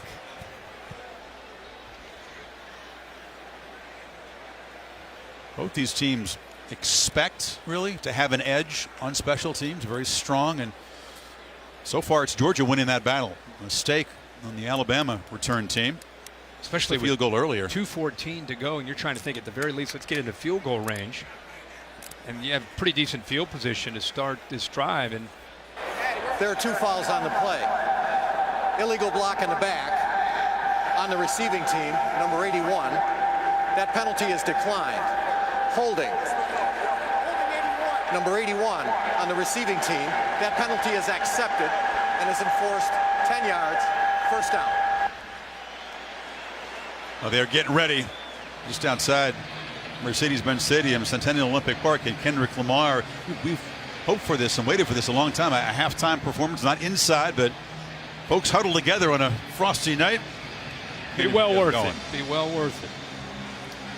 So you're right, Kirk, with 2:14 to go before halftime. It's been a dismal offensive performance by the Crimson Tide. Now they're at the 25-yard line after the penalty. Remember, Calvin Ridley at the bottom is the go-to guy, the player that's got to make plays in a passing game for Jalen Hurts, and Georgia knows it. He's got a safety over top. You flip it to Harris in the flat. Hard collision. He's knocked out by the corner Parrish. Been surprised that Georgia, Kirby Smart has decided, and along with Mel Tucker, their defensive coordinator, not to double or to try to move Baker, their best corner, 18, against Ridley. Georgia's done a very good job of moving Ridley around from the right to the left, to the outside, to the inside. This time he does go up against Baker, their top Georgia corner, up at the top. And Harris really couldn't get going. It was a slow developing play. Shot through the hole for a couple of yards, but big John Atkins. And David Marshall, good to see he's back in the game for Georgia, that defensive end. Bama going to go fast, trying to catch Georgia off guard. They're trying to get lined up. Lead 4. Hurts trying to create something, buying time, runs to the sideline as it just throws it into the bench. So the Dogs flushed him out. Trent Thompson with the pressure. It's 4th down. Jalen Hurts, when he gets pressured, sees any flash of an opposing color, his instinct is to get out. Watch the pressure. Watch the offensive line does a pretty good job of trying to take care of him. If he steps up into the pocket, he's okay. Instead, he's taking all his receivers away by bailing to the right. And on 3rd down, you just can't do that. Another 3 and out for the Tide offense. Scott, a booming punt, and Hartman up to make the fair catch. Dogs a minute 19 to work with and 3 timeouts. Maria? Well, Chris, I saw Javon Wims come back onto the field. I'm told it's a left shoulder, and he will return to the game, which is great news for Jake Fromm. They spent the entire offseason working with one another, building that rhythm that we've seen throughout these playoff games. Wow, Maria, that is great news. The way he looked going into the locker room, you wondered if he would have a chance to come back. And as you said, all over it, Maria, these two have great chemistry. When in doubt, the young freshman likes to look to number 6. So hopefully he's able to come back and be a factor. Interesting story. Wims played Pee Wee football, that didn't play again until his senior year of high school. Basketball was his first sport. Yeah. Now Chaney's been aggressive in this first half with his quarterback. Minute 19 and 3 timeouts. Let's see what he does. Fromm making the adjustments. Play clock at 5. Tide rush 4. Fromm gets it out. He's thrown behind Ridley, who comes back and makes a nice hand catch. It's a 1st down. I think the ball got deflected by Terrell Lewis at the line of scrimmage. 24, he couldn't get to the quarterback, so he just jumped up, and it looked like he may have got a hand on it. But Ridley, great focus to be able to hold on to that ball. From the pocket, drops by Godwin on the comeback route. You're right. It is quite a story here that Riley Ridley, the sophomore younger brother of the Tide's superstar wide receiver, future NFL guy, 8 catches all year, and he has shown up. Yeah. It's his big brother's team. And his big brother's probably a top 10 pick if he decides to come out this year in the draft. And right now he's getting the better of his brother. Exactly a minute before halftime. Jeremy Pruitt trying to communicate to Minka and the rest of the Tide defense. From a long throw, it's incomplete. Just over the outstretched hands of Averett. He thought he was going to have a pick. Well, the ball came out funky. It slipped out of his hand, but I think he misread the coverage. Jeremy Pruitt making a late adjustment. I think he was anticipating man-to-man. The ball kind of slips out of his hand, an awkward follow-through. You can see it's a duck. Goes right through the hands of Everett, who, if he intercepts that ball, it's a foot race to the end zone. And Godwin made a terrific effort to catch it. Expecting man, I thought he would sink back, and instead he sat underneath the throw. On 3rd and 10, it's another run, and Michel's free.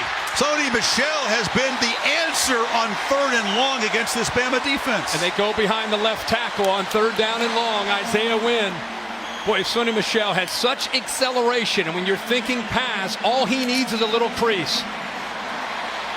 Fromm, another one of those long throws right off the yard marker. 39 seconds. Dogs still have all 3 timeouts. Just doing Jim Chaney catching Bama, Jeremy Pruitt, Nick Saban off guard with these 3rd and longs, ball into the hands on the run game to Sony Michel. Illegal substitution. The defense had more than 11 players on the field at this. That's a 5-yard penalty, and it remains 1st down. Yeah, Raekwon Davis was running onto the field late. Isaiah Buggs was coming off. There was some confusion. You can see Davis is right there. If you start to add up all these players, one of the players he's just walking off down here. He was on the field when the ball was snapped. Moves the ball to the 40.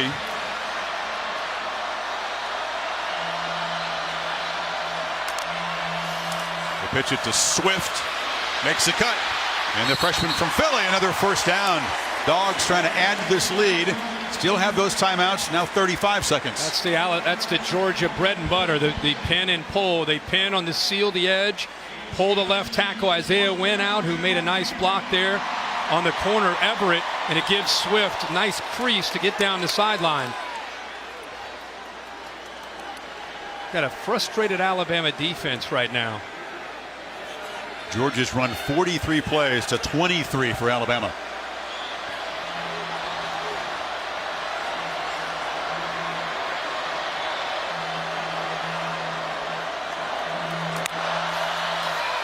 Fromm steps up, escapes, a lot of room, and Fromm, no slide. He's going to take a shot. 1st down in the red zone. 28 seconds left. Well, unlike Jalen Hurts, you're not always thinking about Jake Fromm pulling it down, but you see man-to-man, defensive backs have their back to the quarterback in that man coverage. Fromm recognizes it right away, and instead of trying to force the ball, he felt the pressure from his right and takes off and gets big yards. Well, he has had a great 1st half.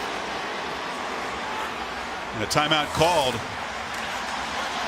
Still 28 seconds. Ball down to the 19-yard line. Well, you wondered if Georgia would continue to press tempo there. They decided to use the timeout. Gives Alabama's defense a chance to regroup.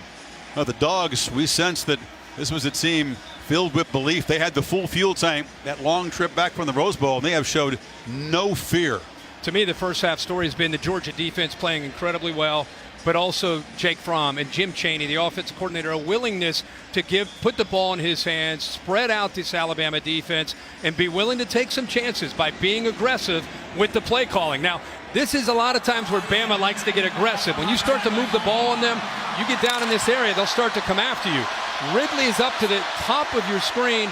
Wims is still not in the game, his favorite target. Don't forget the tight end, Nauta, is also off to the left. Gotta hurry. Play action. Fromm fires down inside the 5. Slipping away and reaching for the end zone is Godwin. Stop him just short. And another fearless throw from the freshman.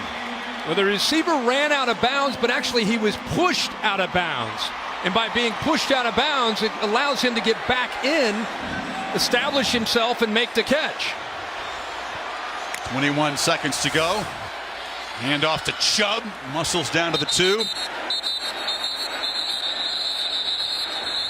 And now Georgia and Smart will spend their 2nd timeout.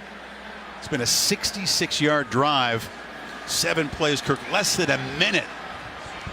Let's go back to that pass play, Chris. The AT&T pylon cam. It's a nice catch. Before that, he was pushed out of bounds. I'm sure there's some Alabama fans wondering. If he stepped out of bounds on his own. You can see that as he's getting down, here's a critical moment in the game. Take another look at it here. Everett, 28. See him physically just kind of manhandling him. He's very close to stepping out of bounds and eventually he did out. Yeah, he did. So Wims back in the game, and the Dogs trying to stretch this to a double-digit lead before halftime. Dominance, more than 2-to-1 edge in yards in the first half. The same Bama defense that was aggressive a week ago against Clemson, right now, hands on their hips, looking around, on their heels. The freshman Swift in the game. Dogs still with the 1 timeout left. Fromm fires over the head of his top receiver. Wims was guarded by Averett, and a flag comes in. Did they rough him after the throw? Personal foul. Roughing the passer. Defense number 14. Half the distance to the goal. Automatic first down. It wasn't necessarily the hit, it was the timing of the hit. Thompson, instead of letting up, he just kind of runs into him, and Fromm goes down. It wasn't how physical, and Nick Saban's frustrated because it's a mental error by Thompson. Guy who made his first start against Clemson, and that mental mistake sets up the Dogs. The ball just outside the 1. First down. I'd be surprised to see Michelle maybe in the wild dog. Yep, Fromm motions out.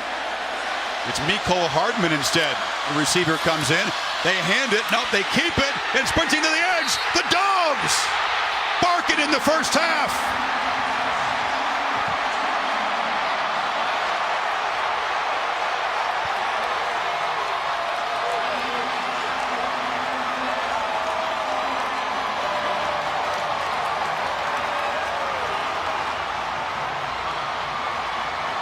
When you play against your former coach, it's all about a couple wrinkles here or there. We all anticipated Michelle. Instead, it's Hardman, who's a high school quarterback, gets the direct snap.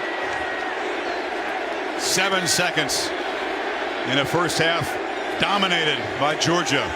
Blankenship makes it 13-0. Little goal line wrinkle, and it works. Yeah, you're going to move Fromm out, and everybody's expecting Michelle to get the ball. But what's great about this is you get the tight end Nauta leading around after the fake to Michelle. And again, a high school quarterback, Hardman knows what to do with the ball. Nauta seals it, and then it's a foot race, and nobody's going to catch Hardman to the corner. And the Dogs are on fire here, up 13 in the first half. Bowman, a very versatile player. He's the returner we've talked about. Run the ball, second rushing touchdown. He was the guy that thought he was going to Bama. Kirby Smart and the staff came over. They flip him to Georgia, and he has hurt the Crimson Tide tonight. And if you haven't seen Georgia play a lot this year, this first half, in my opinion, is kind of a microcosm of the year that Georgia's had offensively with Jake Fromm and the way this offense is played. Now, there's still a long way to go. You and I've called games where it looks like a game is going one way and a half. You come back into the second half, and the game flips completely. So both these coaches known for their adjustments. So a lot of football to be played. And comebacks have been a regular feature of these big championship games. Tide just not able to get anything going offensively except the occasional Jalen Hurts run. Dogs fans are just howling in here. Blankenship's pumped up, and Jacobs has no chance.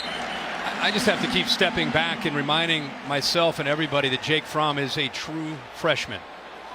It's not that he's just executing. It's the way he walked into the stadium tonight. It's the way he's played last week in the Rose Bowl when the game was on the line. The composure and the confidence that he plays with is just extraordinary.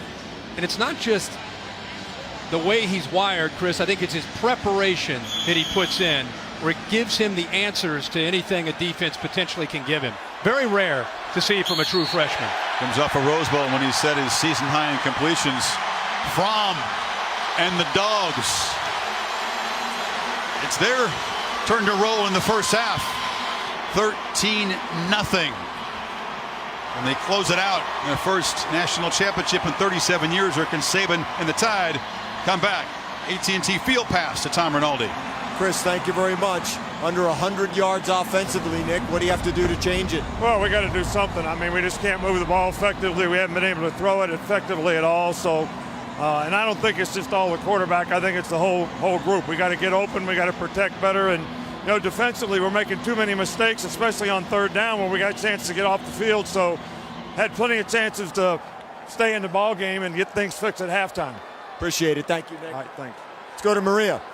Thanks so much, Tom. Coach, a huge momentum swing with your last offensive series. What did you see from your offense the last time they took the field? Well, I'm seeing some composure, a little physicality, doing a good job running the ball. You know, they're really big and physical up front, so they're hard to move. But our backs are running hard. The quarterback's making some really good decisions. What's allowed you to get out to a 13-0 lead going into the locker room? Well, I think our defense is getting the ball back for the offense. We got to make better decisions on special teams. We keep hurting ourselves with penalties. Can't do that. All right, thanks for your time. Thanks. Appreciate it. You know, that reaction from Nick Saban makes you wonder if you may see the true freshman backup quarterback behind Hurts, Tua Tagovailoa, maybe get an opportunity in the second half, known as a great passer. Yeah, Hurts 3 of 8, but Harris and Jacobs, the running backs combined, have 20 yards in the first half. It's all Georgia. Stay tuned for the Mercedes-Benz halftime report, halftime performance by Kendrick Lamar, right after these messages.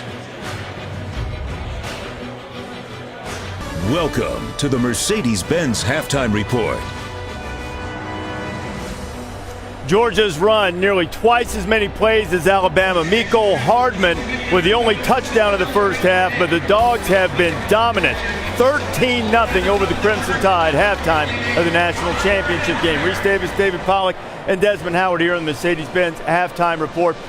Third down's been a problem. Alabama's converted only once. It's been a problem in their last 2 losses. Yeah. You wonder if to get something going if Tua Tagovailoa will have to play in the second half, as Herbie mentioned. And Reese, I think that might be the adjustment they may have to make because there are plays there, but Jalen Hurts, he's not making the throws.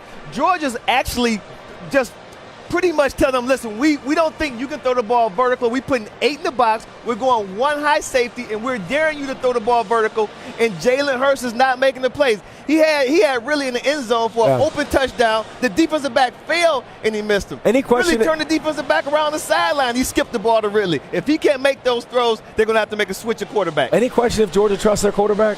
They certainly do. True freshman, 7 throws right off the jump. The biggest, there's 3 to 5 plays that make a difference in the ball game. The 3rd and 20 to Sony Michel, you get a field goal out of it. How about Alabama?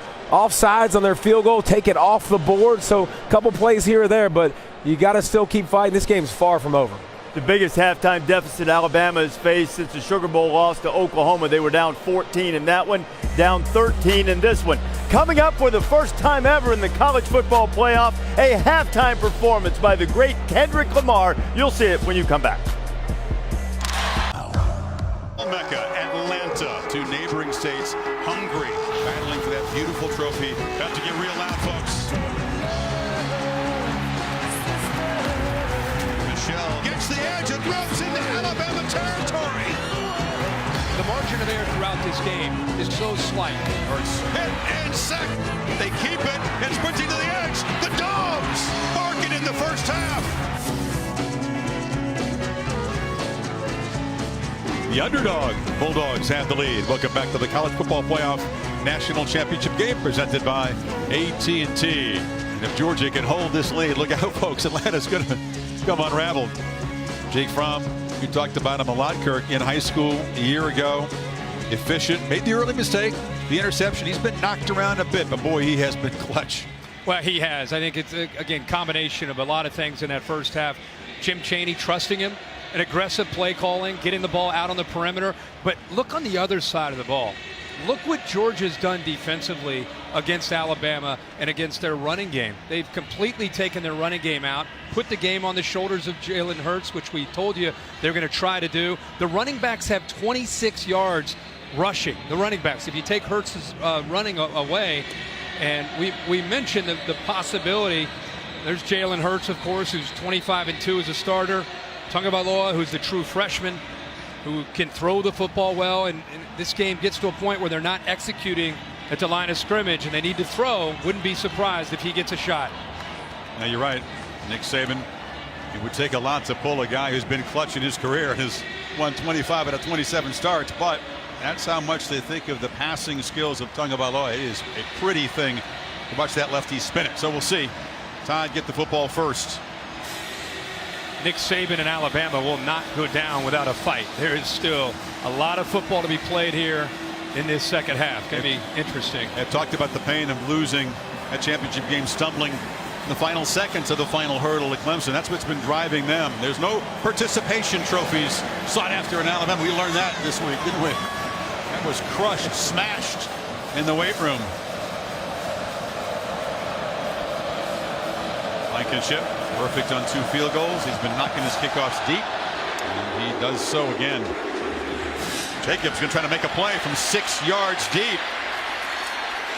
And fights across the 20. Capital One pivotal performance now, Kirk. We'll start with what Georgia was able to do late in that first half. 3rd and 10. The only 3rd down on the drive. They kept the drive alive. How about the decision making here by Jake Fromm? Recognizes man-to-man. Not really expecting Fromm to run, and he picks up big yards. And here, working through his progressions. The back shoulder there, gets the ball to Godwin, and then the creativity by Jim Chaney. Get the matchup that they want. Everybody expecting Michelle to get the ball. Instead, it's Hardman going around the corner for the touchdown. And here it is. Tua Tagovailoa, a true freshman from Hawaii, gets the second half start. He keeps it. He's a nifty runner, not quite as powerful as Hurts, but he's in there because he's throwing it. He is known as a distributor, a great passer, a guy who has come in and even though he hasn't played a lot of meaningful snaps, the players believe in him. The players, the receivers especially, really believe that he can make the throws to give them a chance to be more balanced than with Jalen Hurts in there. It's still a remarkable move by head coach, and Tagovailoa from the pocket spins it. It's an accurate throw, short, complete to Hale Henches, the tight end. And now 3rd down and medium coming up. Reggie Carter tackled the receiver. So right now, we have 2 true freshman quarterbacks playing in the national championship. Yep. They had Jalen Hurts a year ago, coming just short. And he's facing his first 3rd down in this atmosphere. By the way, there's 3 true freshman wide receivers in the game for Bama as well, as Tagovailoa tries to dodge the rush. Hand-out escape, sacked by Roquan Smith, the Butkus Award winner. QB change, same result though for the Bama offense. Wow, the middle linebackers, they bring them both right through here. Watch Harris try to pick up Roquan Smith, but there's the quickness. He actually held him. Smith still was able to get in there and get around Damian Harris. Great athletic ability, great skills for a linebacker, and they love to blitz him. Worse news, by the way, as you see Mel Tucker's reaction. He was part of that contingent. There was a former Alabama assistant, one of 3 smart assistants who worked for Saban. Jonah Williams, who's the sophomore left tackle, his 29th start. Tide's best offensive lineman, and the athletic trainers looking at that right ankle area. Let's go down to Tom. Chris, as you see Jonah Williams down on the field, as we talked about, it was supposed to be a developmental year for Tua Tagovailoa, but we see him in there. We've seen him in practice, and you talk to this staff, Chris, you heard it, so did Herbie. They praise the way he throws the football. A sensational recruit out of Hawaii, somebody that Trent Dilfer at the Elite 11 level labeled as the best quarterback prospect he'd ever seen at that level. That to put him in, replace somebody who's 25-2, and put him onto this stage, well, this is a test that this staff believes he will be able to manage. We'll have to also see the dynamic between him and Jalen Hurts, but a very, very bold move. We'll see how long Nick Saban sticks with it as we see Jonah Williams receive the ovations here for heading off. Chris? Remember, Tommy, Lester Cotton, the right guard, already out, and now you see Jonah Williams, their best lineman, limping off, the left tackle. 4th 3 and out for Bama. Hardman standing at his 30. One of the bright spots for Alabama so far, the punting of Scott.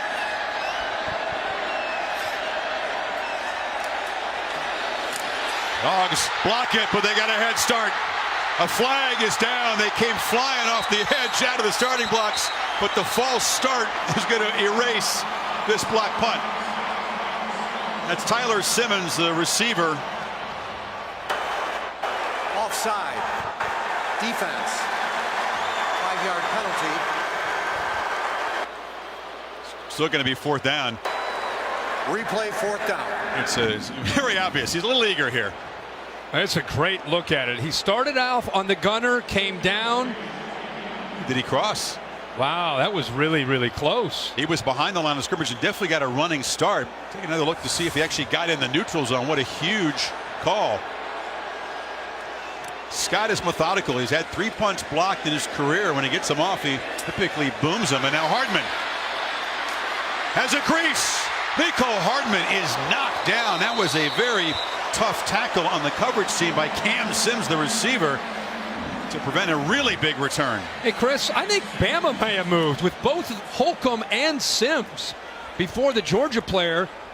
As he's moving there, there's movement. Nonetheless, it's obviously they make the call, but Georgia still gets a good field position on the return. Absolutely. And there's a 54-yard punt, a 19-yard return. And the Georgia man down on the field. We'll check that when we come back. So let's take another look. Simmons got a fast start. There was a read. You watch the Alabama punt team. The up end flinching.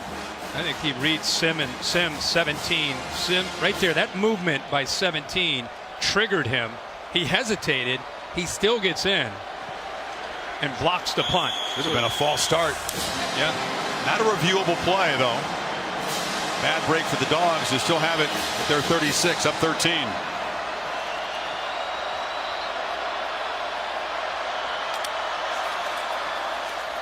Chubb tries to bounce it, but it'll be dropped for a loss, strung out by the hard-hitting safety, Ronnie Harrison. Maria? Well, Chris, Kirby Smart tells me coming out of the huddle that he wants his team to focus on the next 30 minutes because he says that's what's going to define him. He said in the locker room he also wanted to settle his team down so they wouldn't be too excited and too hyped off of the final drive. He told his team, too, that penalties and special teams will decide this game, and they have to make better decisions there. Saban, meanwhile, hoping, Kirk, that someone on this defense can make a play, a takeaway. Spark Bama. 2nd and 13 from flips it in the flat and in heavy traffic. Swift tries to cut back and back-to-back losses. So the Tide defense pushing the Dogs back. Isaiah Buggs, the big fella, made that play. Really, Minkah Fitzpatrick forced the ball back inside. He was dealing with being blocked by Blazevich, a tight end, who's a big physical tight end. Does a good job of pulling and pushing him back. The crowd reacting to the face mask, a potential face mask by Buggs near the end of that play. I thought he got him close to the face mask. In fact, he grabs a hold of it. Then he gets the jersey afterwards. Got away with a pull of the face mask for sure. Big Ten crew missed that one. That's a huge difference at a first down. 3rd and 21. And just the safe play and the handoff to Swift. Crowd is still up in arms. And 2 big misses in the last few plays by the officials. Bama will get the ball back, but very easily could have been called for a personal foul and a face mask, giving Georgia that first down. We saw the aggressive approach by the Tide, sensing what we talked about. It's their turn to step up and make something happen. The offense has been mute tonight. Trayvon Diggs is deep. Nislek. It's a low kick away, and Diggs is going to chase it down at the 30. Gets the edge, spins out of a tackle, and Alabama set up at the 43-yard line. Another look at the face mask that Buggs got away with.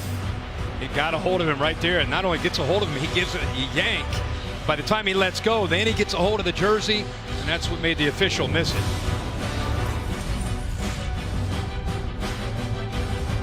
Possession. Let's go to Tom Rinaldi.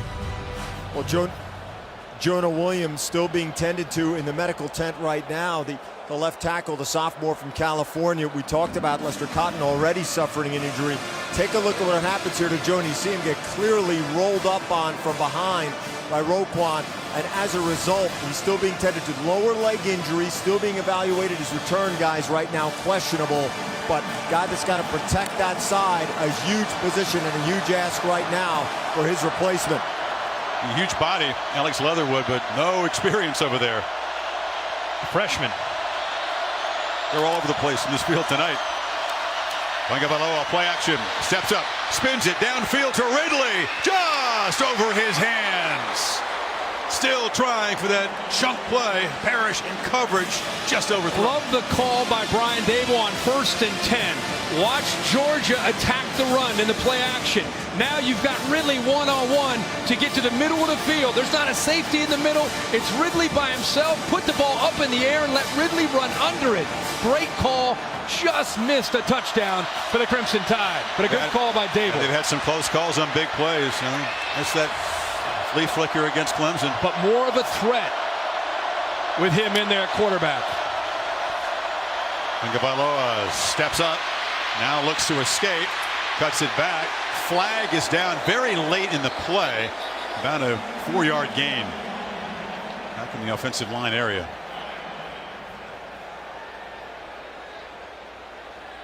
Saw that highlight of Ohio State beating Oregon in the first playoff championship game. There is no foul on the play. The play results in a first down. That was Mariota coming short against the Buckeyes. At that point, Tagovailoa was at the same high school, St. Louis High School in Honolulu, idolizing the Heisman Trophy winner. Here he is against Jake Fromm on the other side. They were roommates at the Elite 11 camp where high school kids go to prove themselves and test themselves. Here they are in the championship Go game ahead. later. By the way, the official said first down. It's actually 3rd down and 7.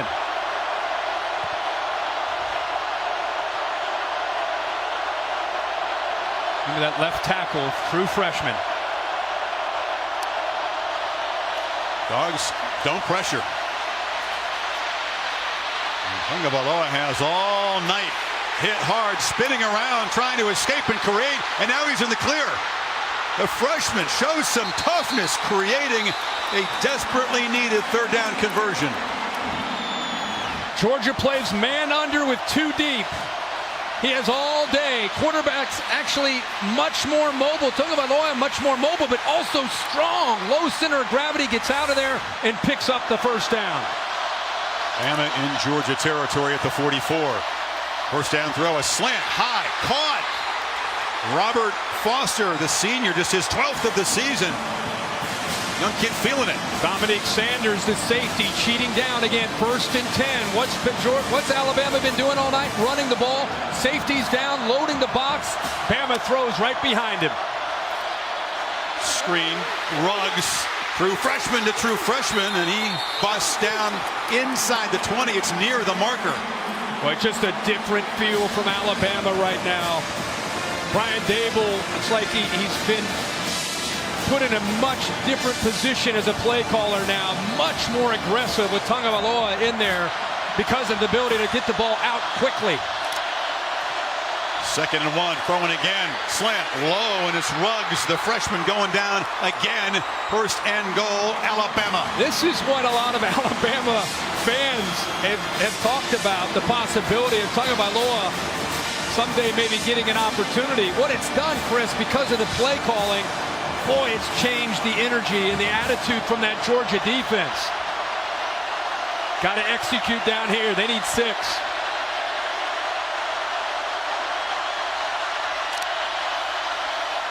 Throwing again. End zone. Touchdown! Henry Ruggs. We got a freshman quarterback duel in Atlanta, and the Tide are back in it.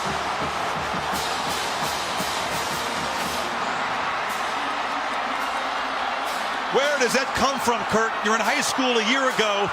You haven't played a meaningful snap all year. Season. You're mopping up all year. You come in down 13, hostile crowd, 7 plays, 56 yards, 5 of 6 on the drive, and a touchdown to Ruggs. I'd say you're right. The energy has changed a lot. Oh, what a different approach. Great job by Brian Dable. How about the offensive lineman, Leatherwood, the left tackle? Watch him do a good job. He has all day to be able to make this read. Watch at the top to the right.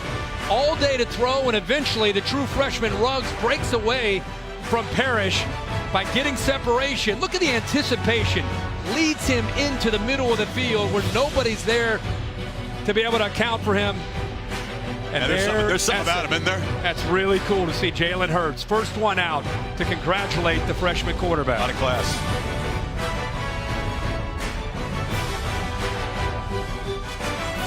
proud to be a part of the team that comes together to do good by contributing to participating universities' general scholarship funds for each field goal and extra point kick. Today, Allstate has contributed millions in scholarship funds. So Nick Saban takes one of those Saban risks. Yeah, the offense was struggling, but Jalen Hurts is a guy that is 25-2 as a starter.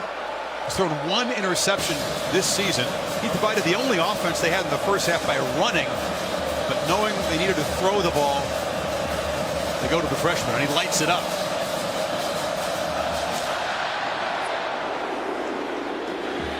Hardman will bring it out. Mecole Hardman knocked down at the 6-yard line. Now that drive was 7 plays and 56 yards. Tagovailoa on 3rd and 7. We cannot forget about that play right there. With that extra effort and the strength in his legs, picks up the first down, and then after that they went tempo. Really sensing some urgency. Back-to-back throws, and then the last one to Ruggs in the back of the end zone as he pulls away from Parrish.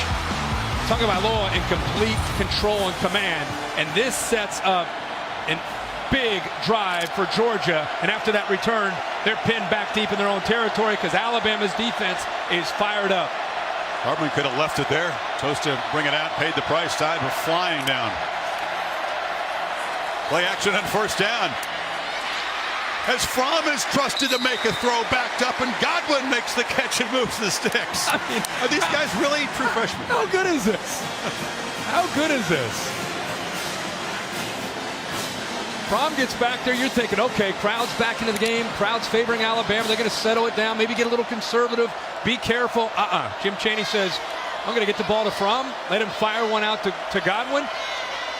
Now, Fromm's done this all year. He won his first start at Notre Dame after Jacob Eason was injured in the 3rd series of the season. Many feel the Dogs wouldn't be here without Fromm coming in. Now Chubb dropped behind the line. Averett invaded the backfield. They've been bringing him on blitzes quite a bit. He's right here near side and caught Fromm, who typically kind of feels those things out. They disguised it incredibly well, did not tip their hand, and it allowed Averett to be able to get in there and be involved in being able to push Georgia back for an 8-yard loss. It's a couple times you spotted Averett in particular fooling Fromm. 2nd and 18. Chubb muscles, gets almost all of that lost yardage back, but it's going to be 3rd and 11. Prodigies, guys with a rare mental gift to go with the physical abilities. You're seeing this guy who's getting his first taste of meaningful action, and Fromm's really been doing it all season. Sure has. Thought a big key coming into this game. So much talk about the running game. The quarterbacks not only hitting big plays, avoiding the disastrous play. 3rd down right here for Fromm. Delivers under pressure. Downfield. Caught. Hardman. A foot race. Escapes and scores.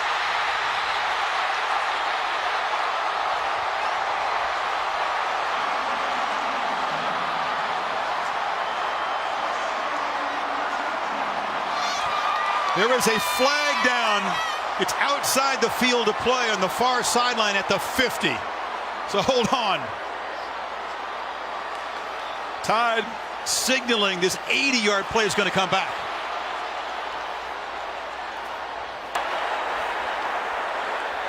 Sideline interference penalty against Georgia. It's enforced 15 yards on the kickoff. That's a sigh of relief from Kirby Smart. That's kind of the one penalty on Georgia that wouldn't have nullified the touchdown. And Fromm chucks it deep. Hardman beats his man, and Georgia answers the Tide's first touchdown. But Fromm on 3rd and long found a matchup to his advantage with Hardman, who has great speed. He was matched up one-on-one with the nickelback Tony Brown, a much bigger, thicker defensive back.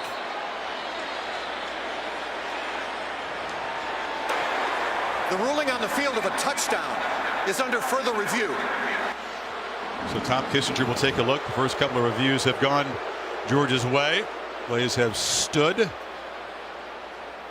You know, Boy. again, I think an Alabama defender kept one foot in bounds. Now, did the heel hit out of bounds? The left heel was very, very close. That's the only time he came close to going out, is after he has contact right there with the right foot. When he lands this left foot, as he comes down right there, you can't see it. Brown blocked that view. Here's the best look we have. Yeah, it's the best Is there look. green between the heel and the sideline? Boy, it looks like he's on the line. If you can't see any green, got to be ruled out of bounds. But is it enough? Is it enough to overturn the play? We'll bring in Dave Kataya. First really controversial review of this game, Dave. Well, what you have here. After review, the ruling on the field stands as called. It's a touchdown. Not confirmed, but stands. Dave. I have to agree with that because it's close. He looks like he's out of bounds, but it's not 100%. I have to agree with the replay official. An inch difference. It sure looked like he was out of bounds to me, but maybe they couldn't confirm that. Yeah, I didn't see any green between the heel and the line, but you couldn't emphatically see that it hit the white either.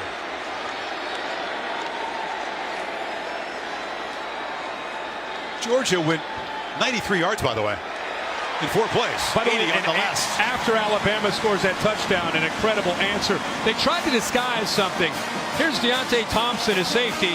Here's Ronnie Harrison kind of showing a too deep look at 3rd and long. And at the snap of the ball, they go to man free. The safety will go to the middle. The matchup is right there. And with the safety moving from the hash to the middle of the field, nobody's back there to help Tony Brown. Again, a physical defensive back against the speedster, Mecole Hardman.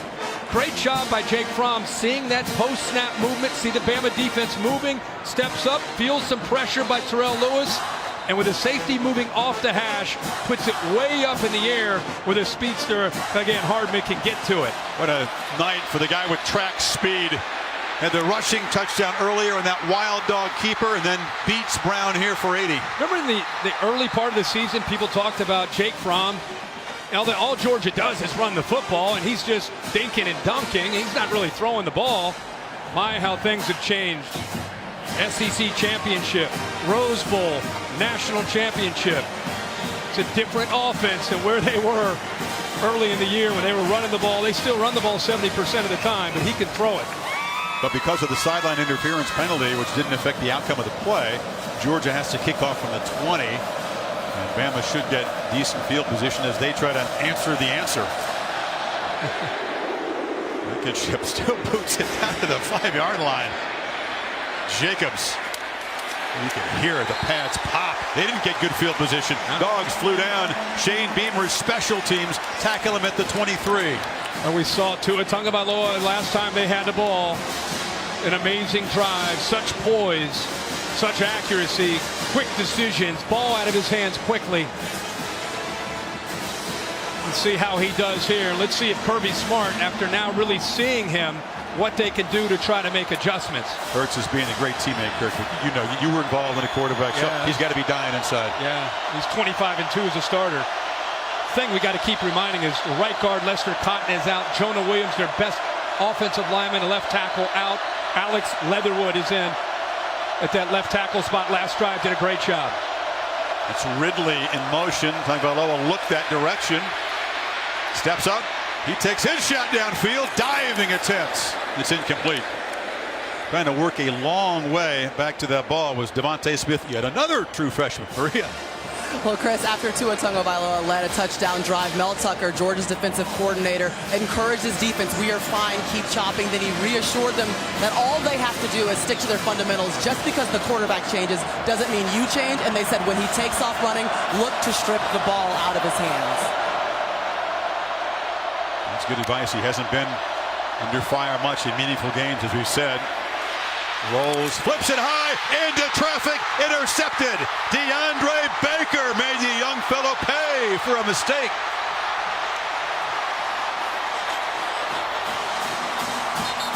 He forced it. There's a flag down on the far side. Yeah, he forced the ball here.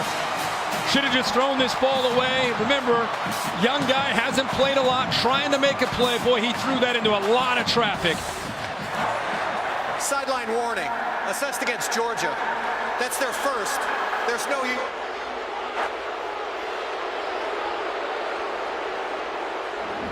So again, the snap was sort of high, disrupted the timing. Here's the pick. Look at Baker keeping his eyes on the quarterback in great position on Ridley. Tagovailoa tries to get it in there. Intercepted by Baker. Aaron Davis there as well. Bulldogs catch a break. Let's see if they can capitalize when we come back.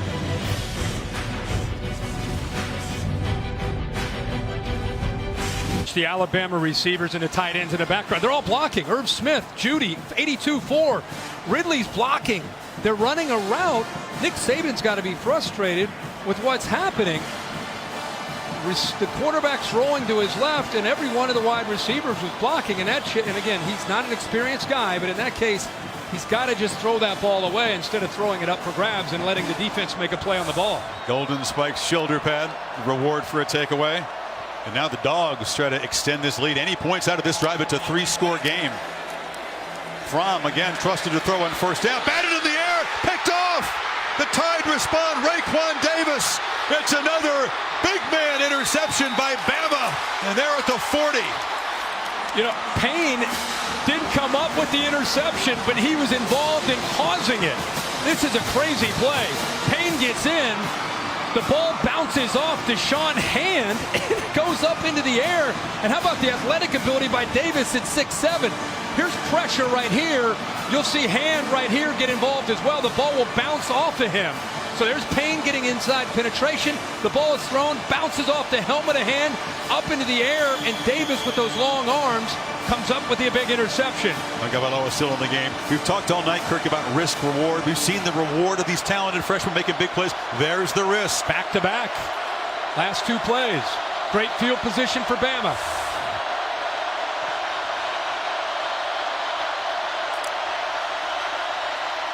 Tagovailoa pressured, flushed, has space, and unable to escape. Roquan Smith, but got 9. He is a special player. He is going to grow up to be just a very balanced. You think of him, and we hear so much about his passing, what we've seen tonight. You better not sleep on his ability to create and scramble and take off and run. That was a quick 9 yards. Harris barrels forward. They move the sticks. That interception, by the way, Kirk, you go back to Saban coach Bama teams in championship games. That was their first turnover after 376 snaps in a championship game without a turnover. Incredible. And the 25, first down. Tua, pressured, delivers to the end zone. And in a diving attempt, Ian Sims couldn't come up with it. You know, all these vertical shots from Tagovailoa not only gives you the threat of making a big play, it can open up the running game because those linebackers and safeties now, instead of coming downhill, they're now retreating. And Bellamy almost gets to him, but he's able to get that ball off. So keep that in mind as we're watching a lot of passing. Those linebackers and safeties, by them now backpedaling, you can still run the football and stay balanced for Alabama.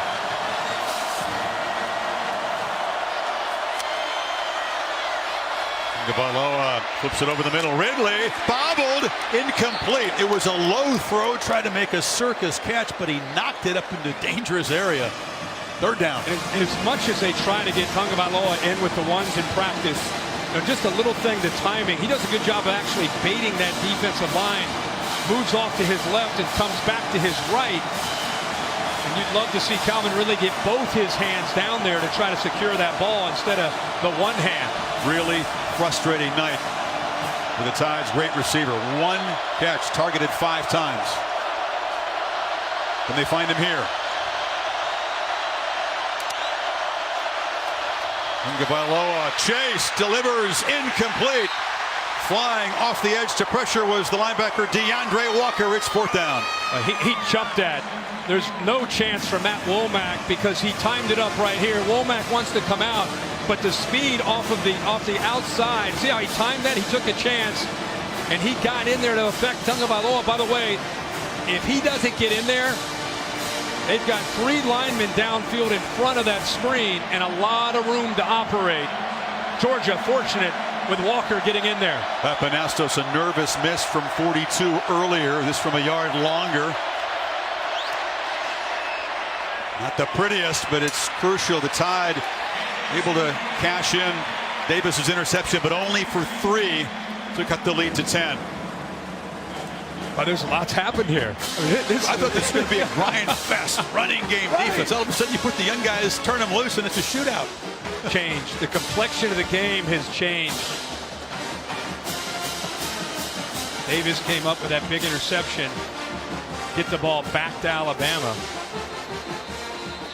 Well, the new All-State all-hands-in bus, piloted by Curtis Wilson all season long, has helped us find great teamwork and great work in the community all season long. It finishes up with a home game here. Yeah. Yeah, we've had a lot of fun with the All-State group, the all-hands-in team that we've had. Great games this year. We've been able to point out. Talked about risk reward. Both quarterbacks have made plays, make mistakes. Now it's going to be very interesting to see with the Tide cashing in the pick. Does he go right back to Fromm to shake it off, young fellow? We're going to still pitch it around. That's what he's done all night. Great balance. 28 passes, only 7 runs.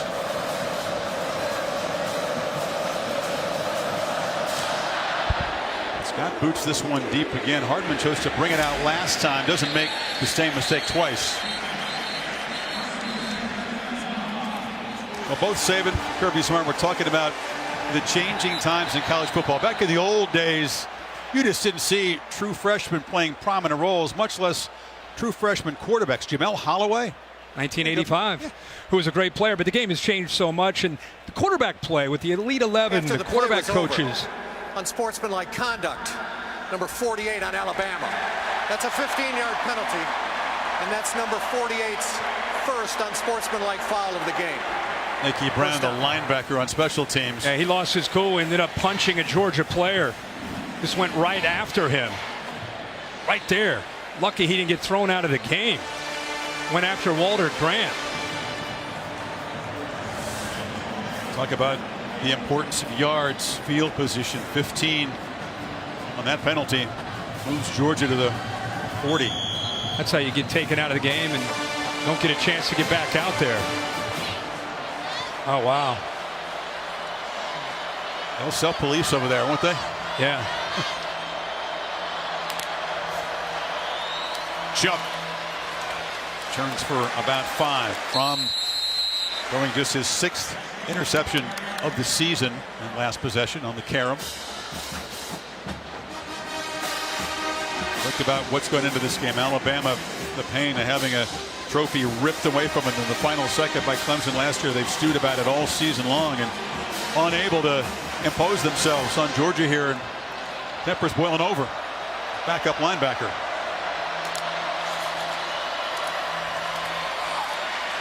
Second straight run for Chubb. He tries to bounce it outside, but Rashaan Evans, the senior, playing in his 7th playoff game, makes the tackle.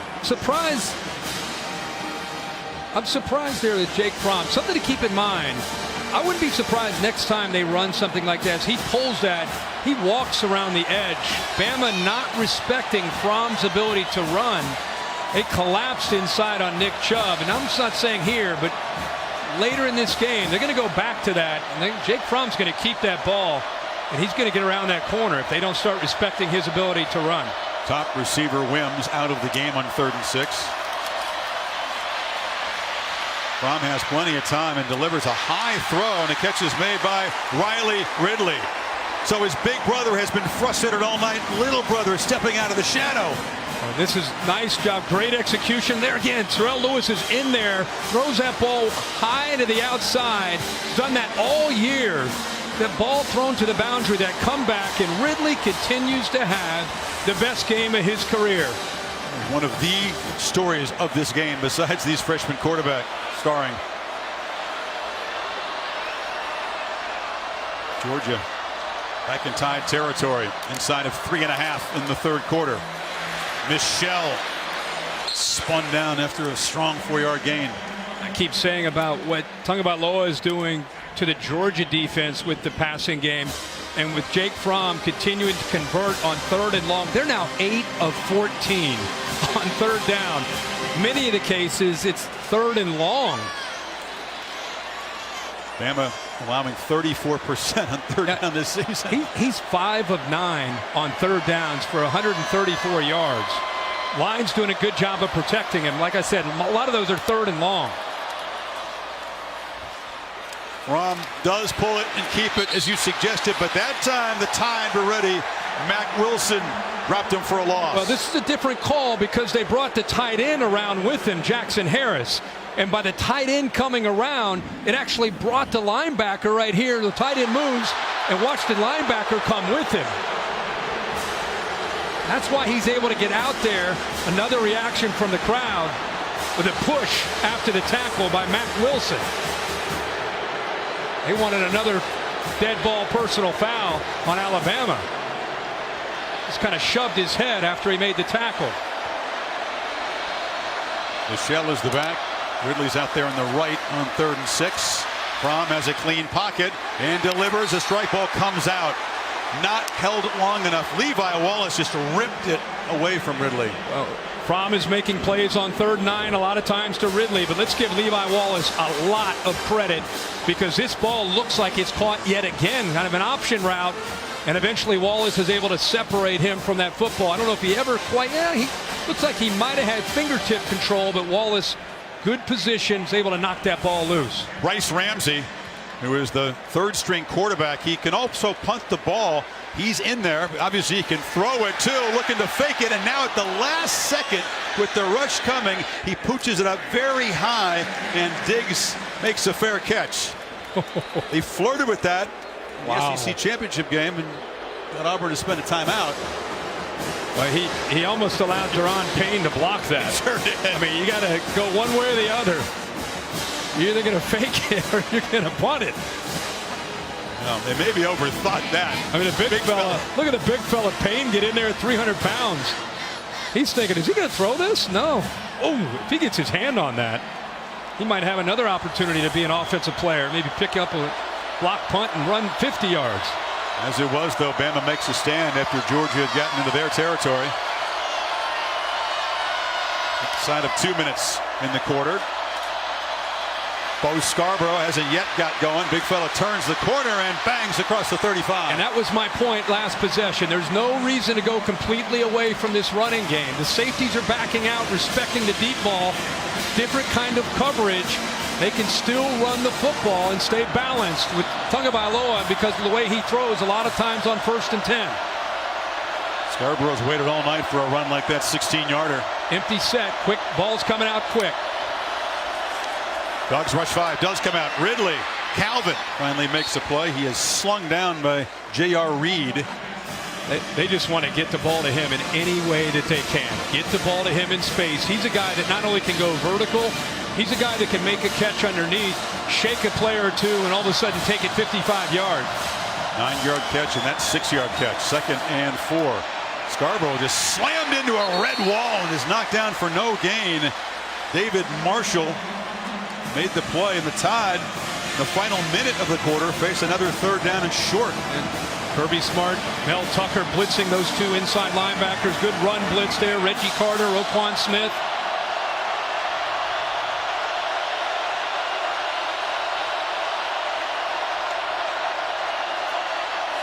Late pressure. Tagovailoa throws it out there. It's caught, but Roquan Smith knocks down Scarborough.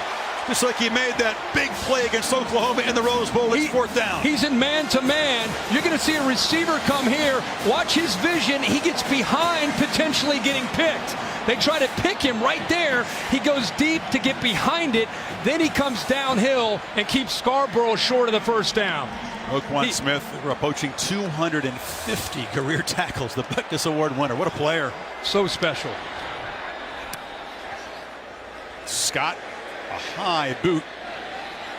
And a fair catch made back at the 10 with 8 seconds to play in the 3rd quarter. Tom, what do you have? Chris, a potentially serious situation here. They're bringing the medical out. Kyrie McDonald, the freshman defensive back, has collapsed in the Bama sideline of the bench area, surrounded by all the members of their training staff right now. They're bringing a stretcher out for him. They have him on his side, ice-soaked towels around him. No one knows exactly the nature of why he collapsed, but it would appear to be a serious medical situation right now. Kyrie McDonald, freshman defensive back for Alabama, being fully tended to. Obviously, we'll keep you updated on what's happening. They're trying to clear players away from where he is right now in the area. Tom, thank you. Give you information just as soon as we get it. In the meantime, because it's well clear of the sideline, play continues. Final play of the quarter.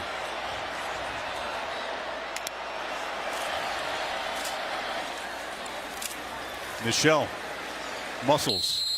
Alabama outscored Georgia in the third 10-7. But it's still the dogs, the underdogs, up double digits headed to the fourth quarter, trying to end a championship drought of almost 4 decades. You're watching the College Football Playoff National Championship game presented by AT&T on ESPN. Fourth quarter to decide the title. The College Football Playoff National Championship presented by AT&T. Back to Tom Rinaldi on the Tide side for an update.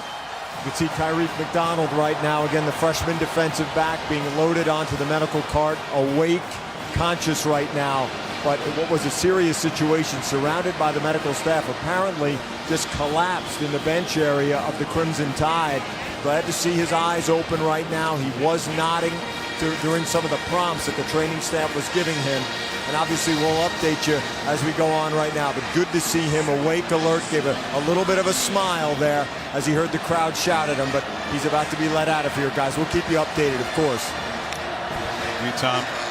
Georgia begins the final quarter beating Sony Michel, and he busts out across the 20. Boy, he is physical runner. Good job getting movement right side of that offensive line. Freshman right guard Ben Cleveland's able to come down, help on the nose, and climb up to the linebacker. And again, with Sony Michel, he doesn't need much of a crease to be able to shoot through there, lower his shoulder, and pick up big yards.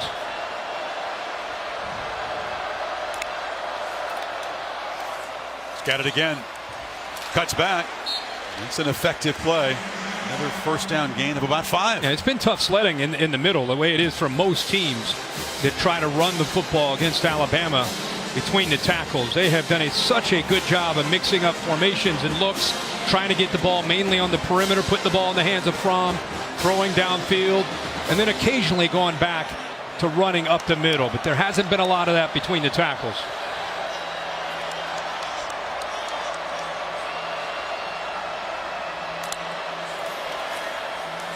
Run between the tackles again, and Michel busts loose across the 40, and the Dogs are just driving it right at Bama.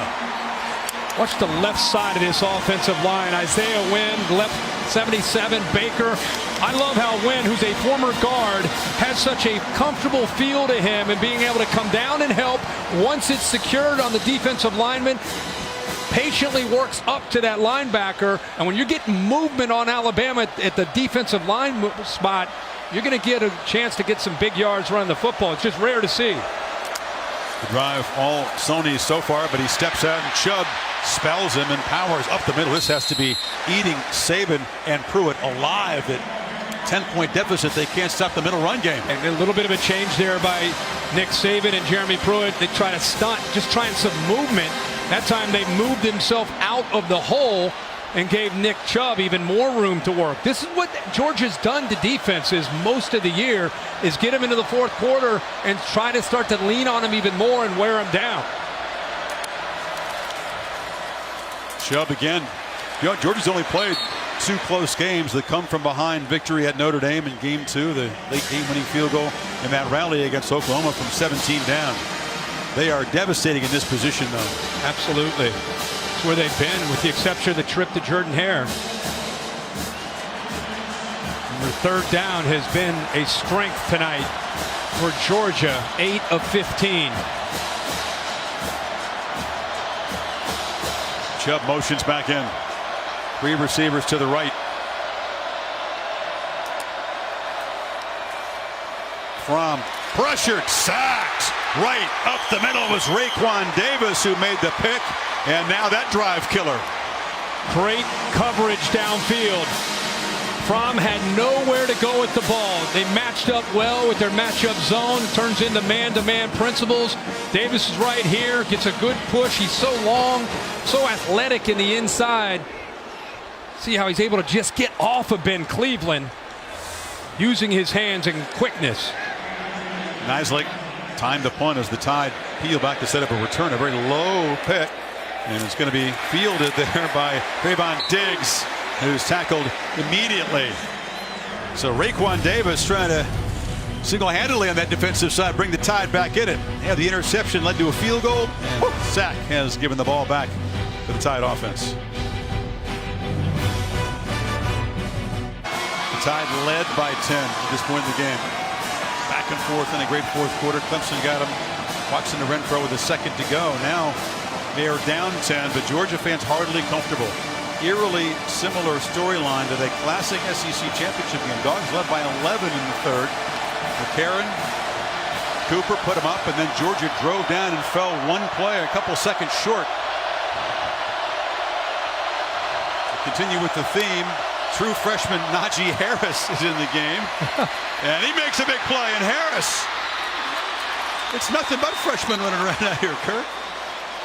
It's also a good job by this offensive line, pulling around both their guards, Pierce Baker, Hasenauer.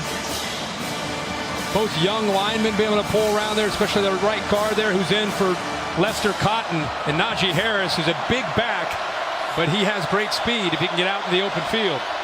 Been a frustrating night for Damian Harris, their leader, no relation. And Najee getting a turn. That time they fake it to him. Tagovailoa has lots of time and a big cushion for Cam Sims, who makes the catch.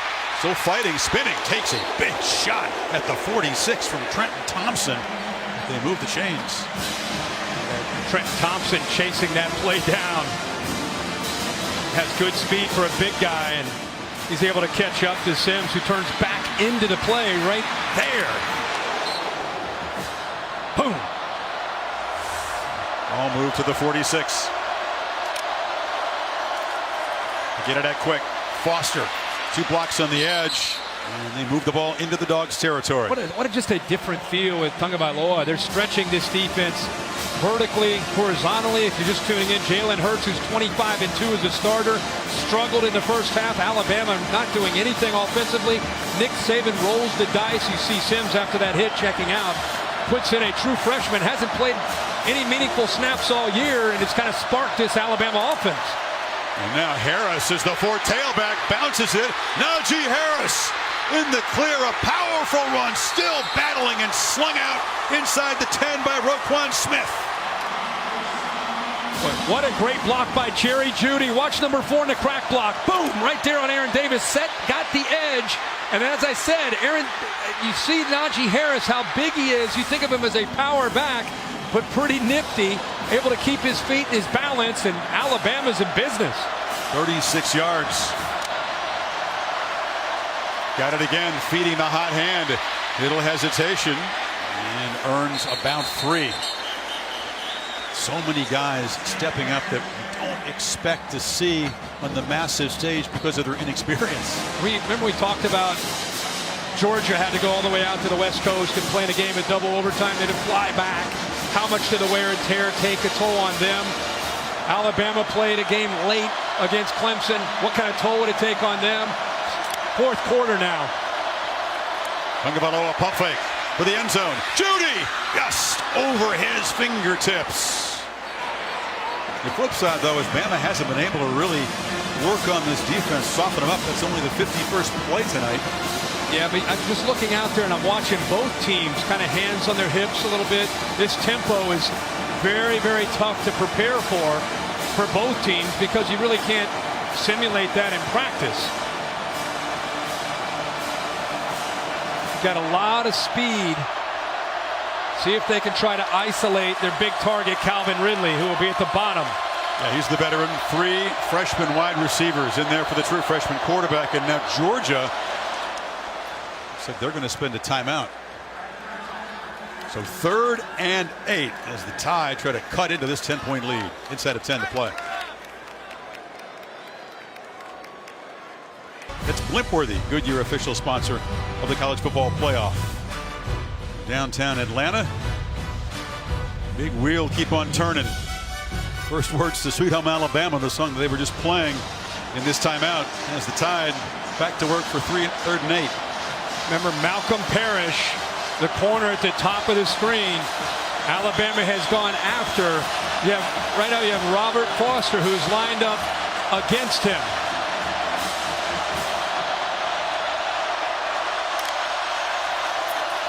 from the pocket. Tagovailoa to the end zone. Incomplete. Skying up. Trying to make the catch was Judy. Dominic Sanders. Tremendous effort. Chris, he has the ball. It's just a matter of does he have possession while his feet are down. Sanders intercepts the ball. Let's see. Take a look at his feet. Whoa! The ball went in the air. He had the ball against his leg, and then it went up in the air after his feet were up. Check the AT&T pylon cam. Georgia fans are hardly neutral on this call. I think you're spot on, Kirk. Ball bounces up in the air. He had it against his thigh, and then he jumped into the air after he was in bounds. Watch the ball right there. Yep. That's what they're going to take a peek at to see if he lost possession of the ball. To me, he didn't secure it until he was in the air and then landed over the end line. Great effort, by the way. Tremendous. By the veteran who's played as much football as anybody in the country. Risky throw in the end zone. Tagovailoa trying to find Judy. Prior to the expiration of the play clock, the officials were notified that the previous play is under further review. So they'll check that out just to make sure Sanders did not have control. Good look at Mel Tucker, the defensive coordinator from Georgia, with Sanders. There's a lot in the line for Sanders because he's got 16 interceptions. It ties Jake Scott and Bakari Rambo for the Georgia record. And he'd been able to grab this, Kirk. Right, if he held on this to it game. right there, Chris, it's an interception. And see how he loses it. Then he goes into the air. Would have prevented this field goal attempt and given him the Georgia career record.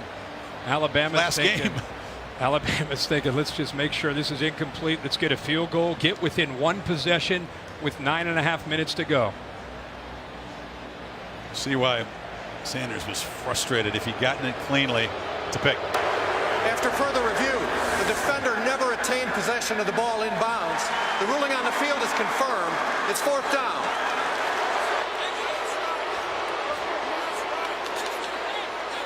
So now Papanastos, who missed early, 40. They went from 43. This is just a 30-yarder to make it a one-score game.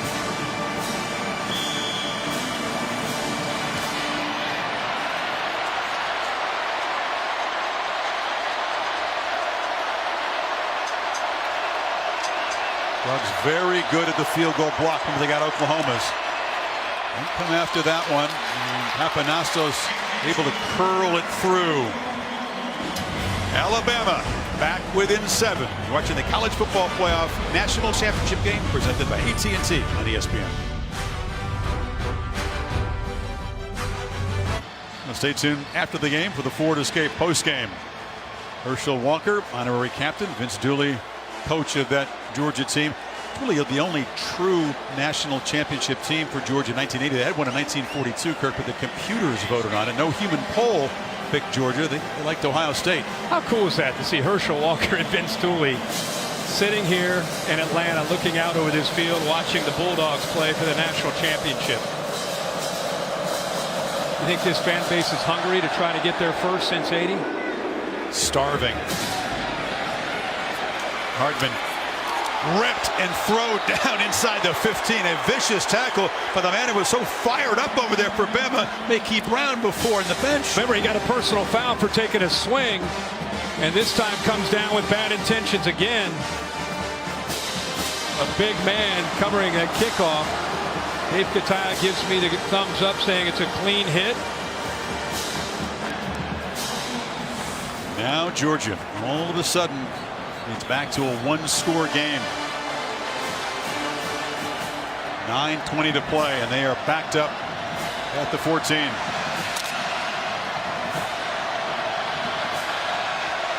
And the Tide folks trying to make it tough as Fromm motions out. It's Chubb in the wild dog. Takes off. Fairly predictable, and the Tide flowed to the right, dropped him for a loss. These two freshman quarterback, Tagovailoa, coming on at halftime for Jalen Hurts, who wasn't hurt. Saban just making the decision to go for the young guy to spark the offense. You see true freshmen not just to quarterbacks, but we've been saying true freshmen a lot tonight. Alabama's leading rusher and leading receiver are both true freshmen. Seeing the quarterbacks playing and seeing a lot of linemen in this game that are young true freshmen. Georgia's got one in there. DeAndre Swift in the slot to the left.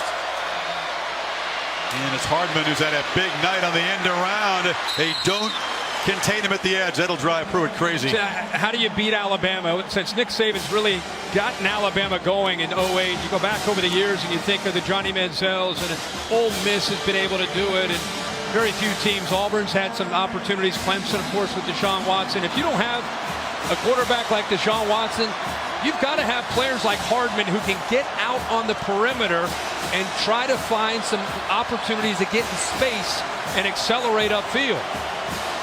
That's what they've done tonight. Dogs need 2 to prolong the drive and chew on some clock. Hardman again. This was the look that scored the touchdown. This time they give it to Michel up the middle and nothing doing. The Tide rise up and stop him a yard short. 4th down. Davis and Payne clog the middle. Yeah, that was all Daron Payne in the middle, being able to get off of his block. Watch 94 here in a critical moment in this game. You wonder if Hardman's going to fake and go around the corner the way he did last time. Watch Payne in the middle, get off of 2 blocks and hold his point and push Hardman back into that backfield short of the 1st down. Big time play by 94. He made a couple of them in that win over Clemson. You recall the interception that set up his own touchdown reception. Nisley. He was at Columbia a year ago. Boots it deep. Diggs dancing around, slithers free for a short return out to the 35. Bama has battled back within 7. 7:10 to play.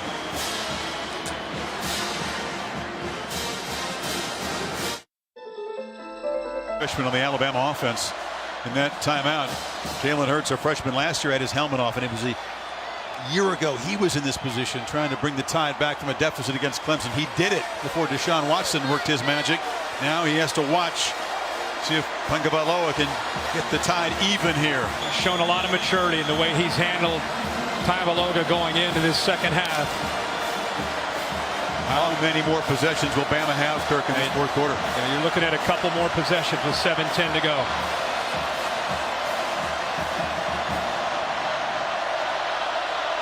Damian Harris comes in motion. Tagovailoa fakes the run, and now he's going to flip it to Harris in the flat. Makes a man miss, and Damian Harris, after a frustrating night, spins across the 50 into Georgia territory. You know, of all the backs that they have, he reminds me the most of a Mark Ingram type of back. Good action, threatening him downfield with the action from Tagovailoa, and then it's just getting the ball out to Harris out in space where he can make some people miss. Tagovailoa takes off, holding him up briefly there was DeAndre Walker before the D-line could clean him up. This is a real test of this defense. Great play on the right side by Thompson, 78. He gets off right there. They're reading him. And then the real play is by Walker, forcing him back inside. Good job on that right side. Deep. This is the 15th game for Georgia, 14th for Alabama. Dogs had to spend a lot more energy in the semifinal and make a long trip back. And they hold on. Play action. Tagovailoa has to escape and fired on the sidelines into the bench under heavy pressure from Thompson. Good job. Remember, he threw one into coverage earlier that was intercepted. This time, a lot of pressure. He gets hit hard after he throws his football, but at least he threw it away where nobody could make a catch, and now it's 3rd down and long. Tide continue to struggle in these championship games on 3rd down. 4 of 26 combined in the last 2 championship games. They need 9. They have 2 plays to get it. Tagovailoa, a downfield shot, and here comes a flag. A battle on the edge between Parrish and freshman Devontae Smith.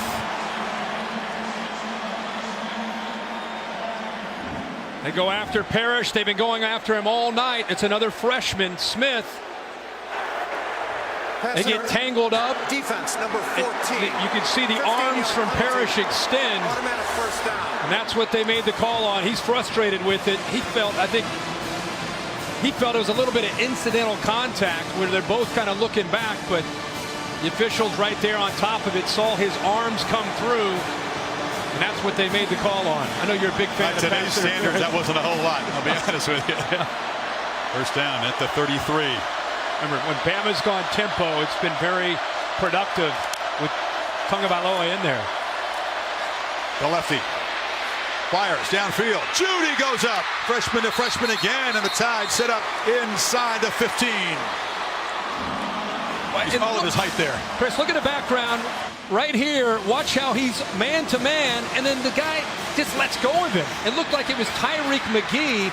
He was running with him, and then midway through the route, he aborted, relied on somebody else. There was no one else there, and Tagovailoa does a good job of recognizing it, putting the ball there where Judy can go up and make a great play. Tide 13 yards from tying this championship game.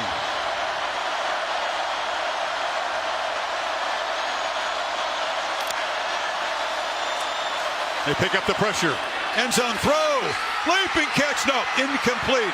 Again, full extension by Calvin Ridley. And DeAndre Baker wins that battle. Chris, that's good against good. That's a Todd McShay, Mel Kiper video replay right there. This is two guys that will be potentially first rounders next year. Baker is stride for stride. The ball is thrown perfectly to give Ridley a chance at the ball. Baker brings his right hand through to knock that ball away in the AT&T pylon cam, giving us a great view. It was that late swipe. Right at the last second. For Baker. Keeper. Tagovailoa cuts it back. He's shifty. Down to the 6. They got a nice push. Short. Got a nice push there from Pierce Baker, 71. He was going to be maybe stopped at about the 8 or 9 yard line, and Pierce Baker pushing him, which is legal now in college football, all the way up to about the 6 yard line. Final 5 minutes and counting. 3rd and 3. Ridley to the far right.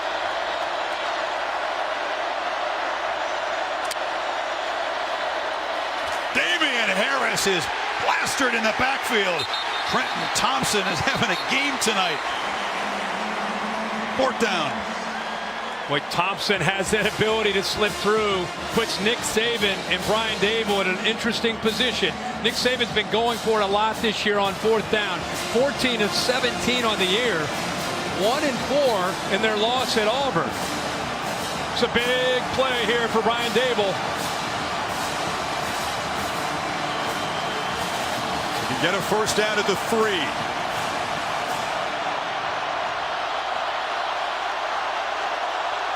Play clock at 5. Does he see it?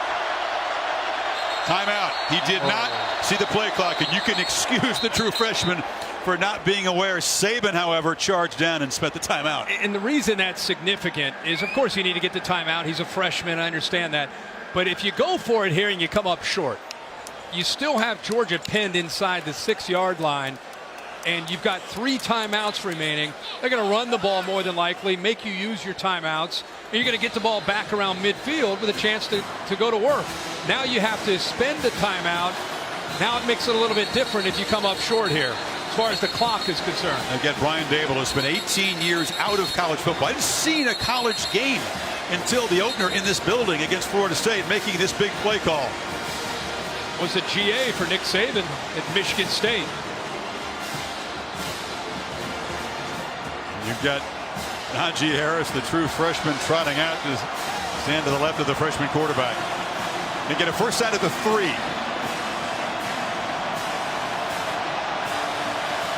That's where you save that play for late in the game, play you haven't called.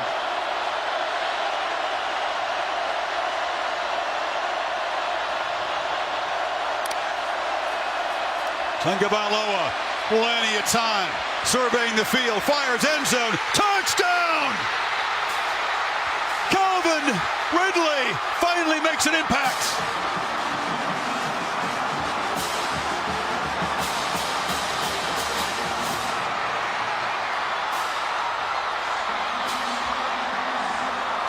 The superstar receiver waited all night for that moment.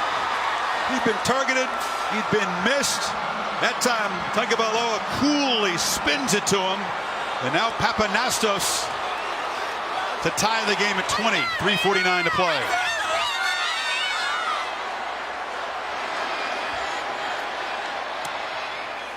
Alabama.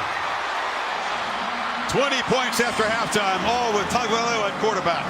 So he's going to look to his right to hit Ridley right away, but you're going to see Dominic Sanders get in the way of the route. Right here, look at his eyes. He's trying to go right here, but you have Sanders who takes that away. What's great is Ridley doesn't give up on the play. Keeps working against man-to-man, pulls away from Aaron Davis. A great effort, and how about the moxie and the poise by the young freshman quarterback sitting in that pocket, 4th down, game on the line potentially, and he throws an absolute rope. On the run, defense closing in on him, throws it away from the defense, and Ridley makes the play. There's no structure to that play. That's just street ball in downtown Atlanta. Nick Saban says, finally, we're back even. And that decision to pull number 2 there, Jalen Hurts, 25-2 as a starter, right now looking like a genius move. No doubt about it. Took guts to make the move. Definitely has created a spark.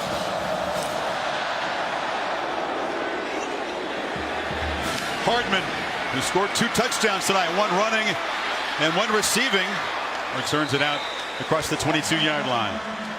And now Jake Fromm, born for these kind of moments. One of those kids that just told us last week never really felt uncomfortable in his life, not in any setting. Grew up hunting and fishing with his grandfather. That was really his first love, not football. But when he put a football in his hand, Kirk, he's always been a prodigy. Yeah, he has, but as good as he has played tonight, the last 2 series, Georgia's kind of lost their mojo and their rhythm. He hasn't thrown a pass in the last 2 series. And now the game's tied, and he's got to go out much like he did at the end of the Rose Bowl. In that case, he was trying to tie it in regulation. Here, he's going to try to go down and win it. And it's not the seniors, Chubb and Michelle, but the freshman Swift to his left. Fromm has time in the pocket. It's an inaccurate throw, incomplete. Well, Payne got in there. He got off of the left guard, Kendall Baker, and that's what Nick Saban calls affecting the quarterback. We don't always have to sack him. Let's affect him, and that's exactly what Payne did there by getting down into the face of Fromm. It forced him to throw that ball a little bit off balance and caused to be an incomplete pass and an errant pass.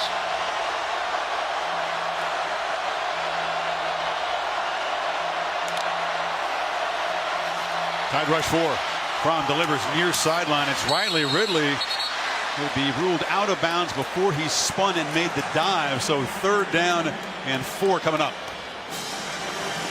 Ridley's been there for him all night, and often it seems like they're on the right side. Amazing, he leads his team in receptions tonight. He said they hadn't thrown last couple series. They're trusting Fromm in this series. How about Michelle and Chubb not in to start this series? They've gone with the freshman Swift. Incredible. It's Nauta, the tight end, motioning in. Time again. High throw, incomplete. Tide rushed 4, and that was delivered over the head of his receiver. 4th down.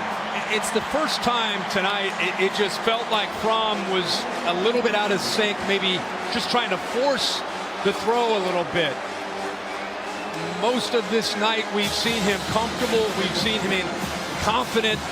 In that series, I don't know if that was all him or some of Alabama in good coverage as well, but it felt different on that series from Fromm here late in this game. Nice look to punt it to Trayvon Diggs. Tide really haven't made a big impact play in the return game really all year. It's a good punt. Diggs is driven back to the 20. 1 cut up the middle, effective return to the 35. 2:55 to go. And the freshman who hadn't had a meaningful snap all season long off the bench in the second half.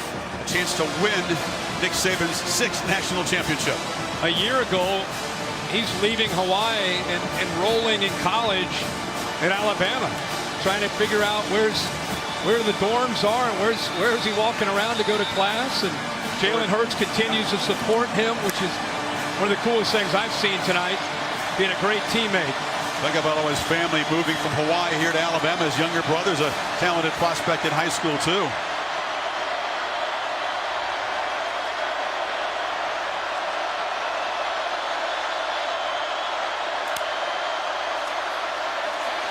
Najee Harris cannot turn the corner. The Dogs invade, and Roquan Smith makes a big play.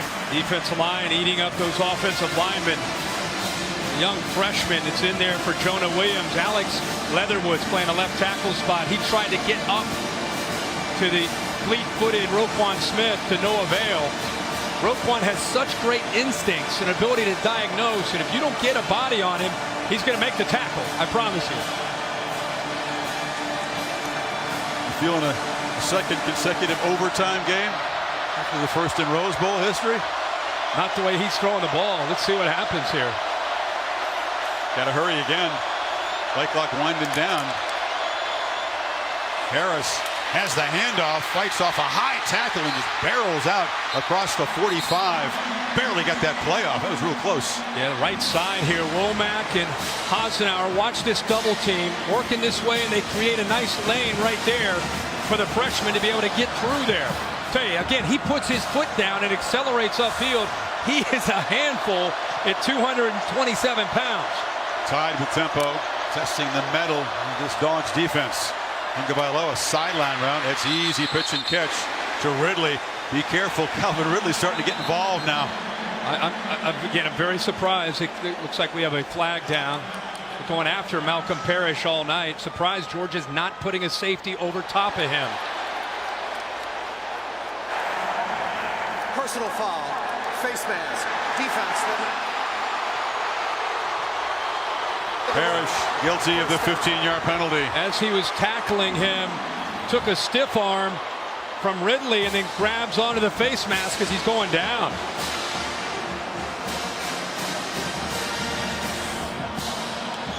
Ball at the 31-yard line.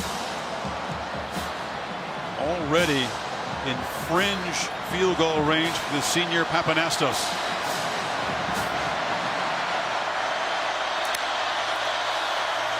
Run all the way. Chase down at the 25. What a great job by the left side again. True to their word. The coaches, we said, well, you've got four talented backs in Harris, Scarborough, Jacobs, and the freshman Harris.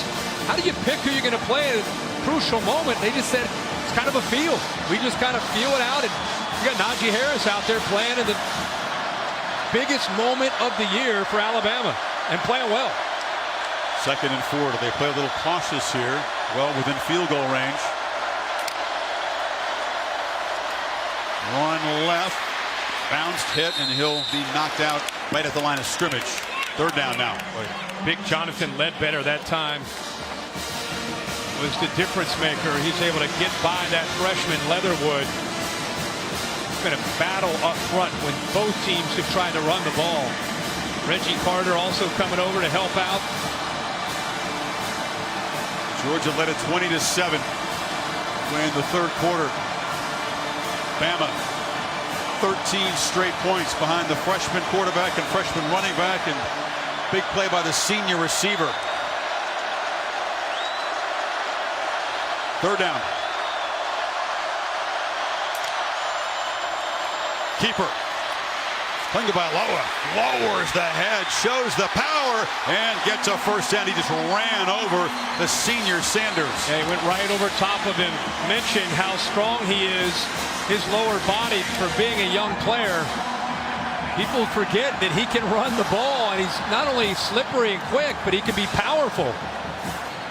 This is a big 3rd down and short. Dominic Sanders comes up. Safety up at the top, comes down quickly along with Carter. He's right there to make the play. Talking about a guy. Tagovailoa lowers that shoulder and gets more yards. Yeah, he's never started a game. Tagovailoa barely played, running over a dude who's making his 53rd start in college football. And making himself an instant legend in the football lore of the Crimson Tide. Bama can finish off this drive with a game-winning score. Papanassis has struggled from the left hash earlier tonight, missing one. Sugar Bowl against Clemson, also from that left hash. Yeah, his last two misses before the one early tonight hit off the left upright. And his opening miss tonight, you're right, was an ugly one. You see conversation with this guy, 20 years season ticket holder, Crimson Tide games, his family. Going to games his whole life, Brian Denny. Straight keeper, and Tagovailoa moves it to the right hash. They're getting away from that left. Get off that left hash. Georgia calls another timeout. I mean, you just have to think about the whole college football community out there watching, players, coaches. You know, you go through so much in the off season as a team. Every team out there, winter conditioning, getting up at 5 in the morning, go through spring football, two-a-days. Sweating, you sacrifice, you commit so much, hoping to be able to have a great year. And these two teams have been able to climb all the way to the top, winning in the semis, and now here they are tonight, and we're at 20-20 with 49 seconds left. And it may come down to a young man who didn't get a scholarship offer from his beloved Crimson Tide. Papanassis had a good career in Oxford, Mississippi, loved Ole Miss, but had a chance to sort of transfer back. Adam Griffith was a good kicker. That's why he didn't try out for Alabama in the first place. Transfers back, trying to stay calm. Georgia now out of timeouts. Bama still has the two. Damian Harris giving him a few words of encouragement. You got this, man, no problem. Now they're just probably going to work, controlling the clock, work this to the middle of the field.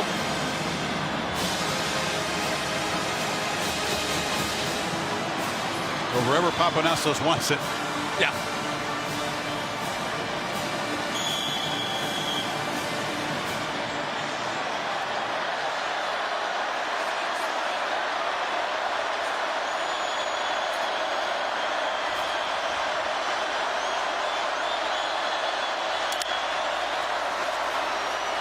One to the right.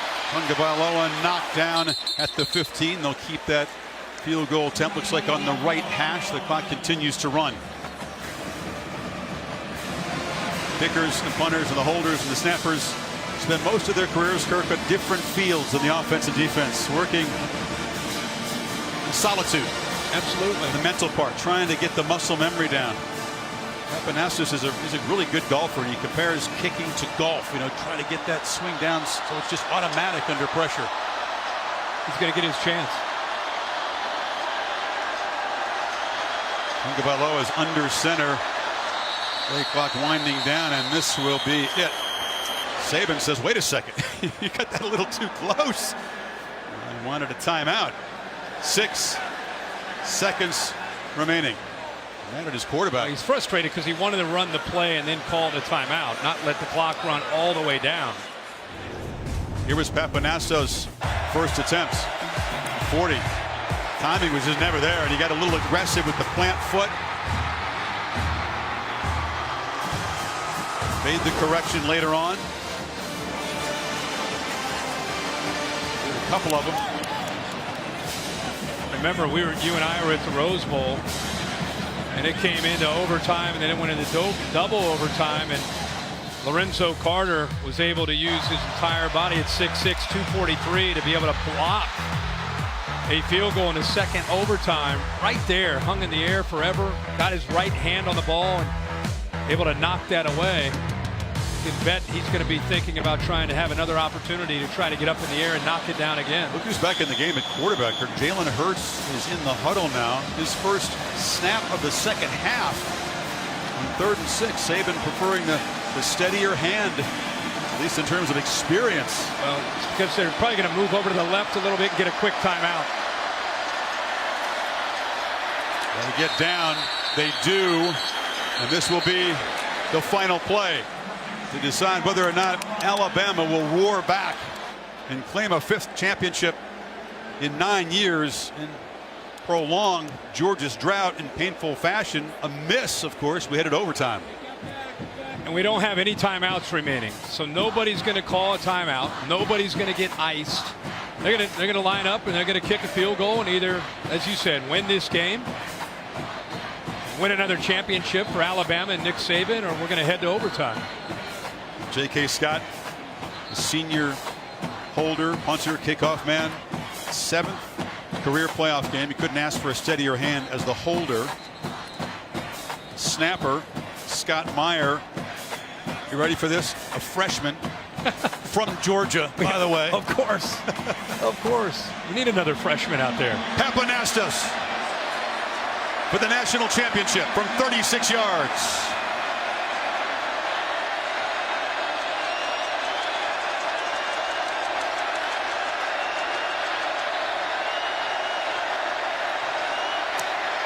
No! Hooked it!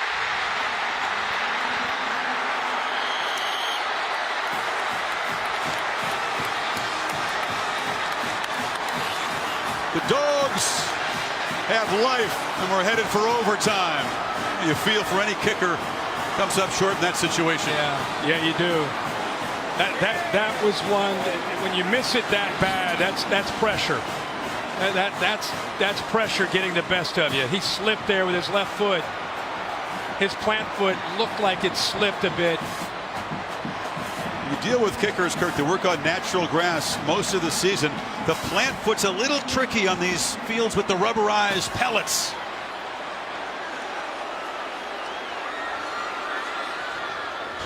Alabama, a chance to win it.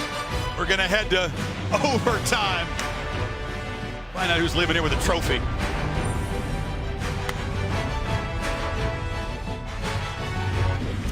We are back. The College Football Playoff National Championship game presented by AT&T. 60 minutes. Not enough to settle this backyard feud. Crimson Tide 20.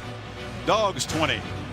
Coming up is the important coin toss to decide which team will choose to go on defense first. The other team will then choose which end of the field they want to play in.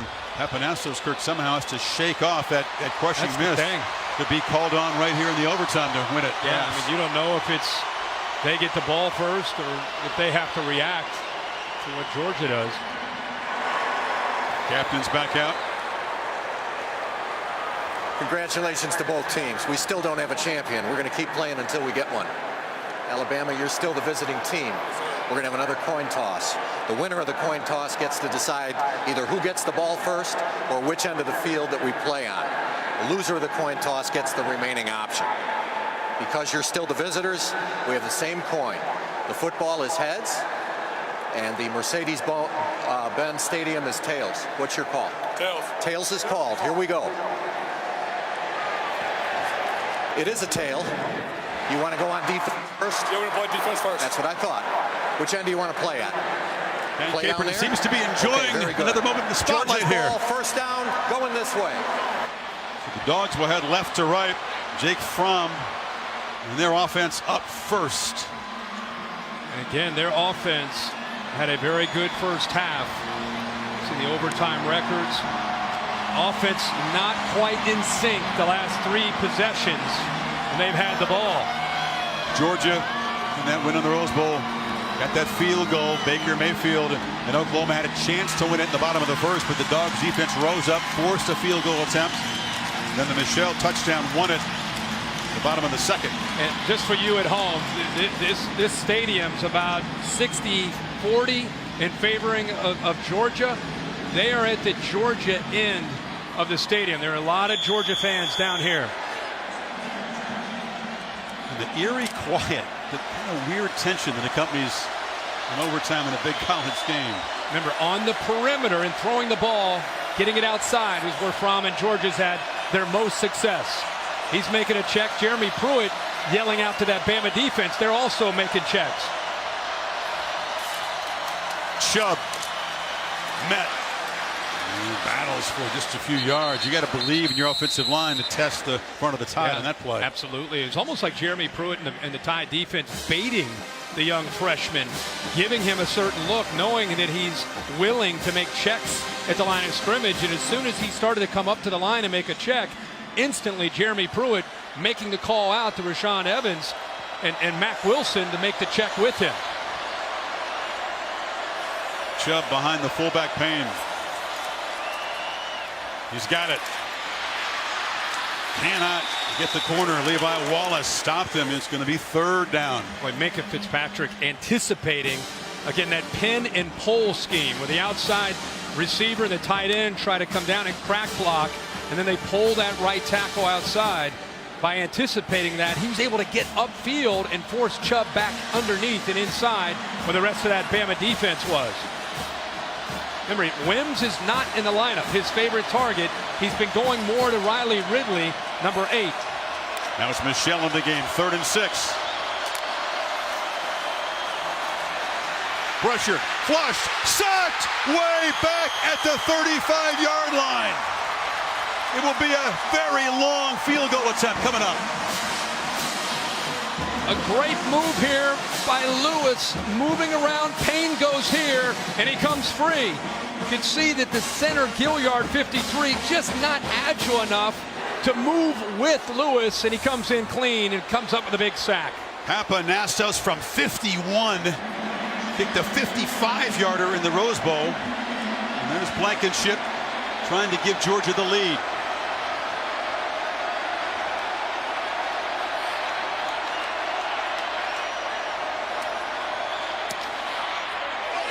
Hot Rod just slides it through. I'd say he's earned that scholarship. This guy, we talk about Jake Fromm having guts. Great snap, great hold. Comes up with a big kick at the end of the first half in the Rose Bowl against Oklahoma. Goes out here in the first overtime after that sack and delivers for Georgia. Then he felt that was a huge field goal at the end of the half to steal 3 points. Not nearly as monstrous as that one. And now let's keep in mind, not only Bama scores a touchdown, they win the game. If they don't, they've got to try to kick a field goal. There it is, Papanastos. How much is he thinking about what happened on that last field goal attempt at the end of regulation? Saban jumping around way out on the field, gesturing to his offense.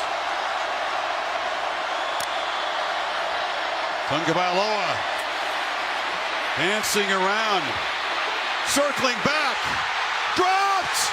A disastrous first down play. Davin Bellamy got it back at the 42.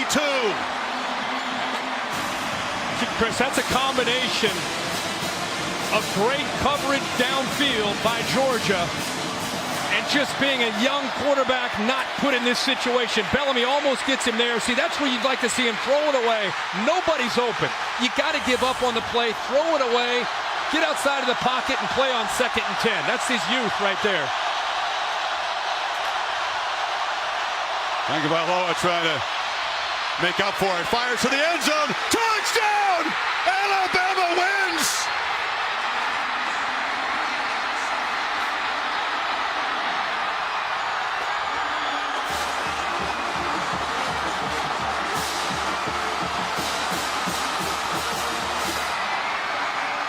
The Crimson Tide will not be denied.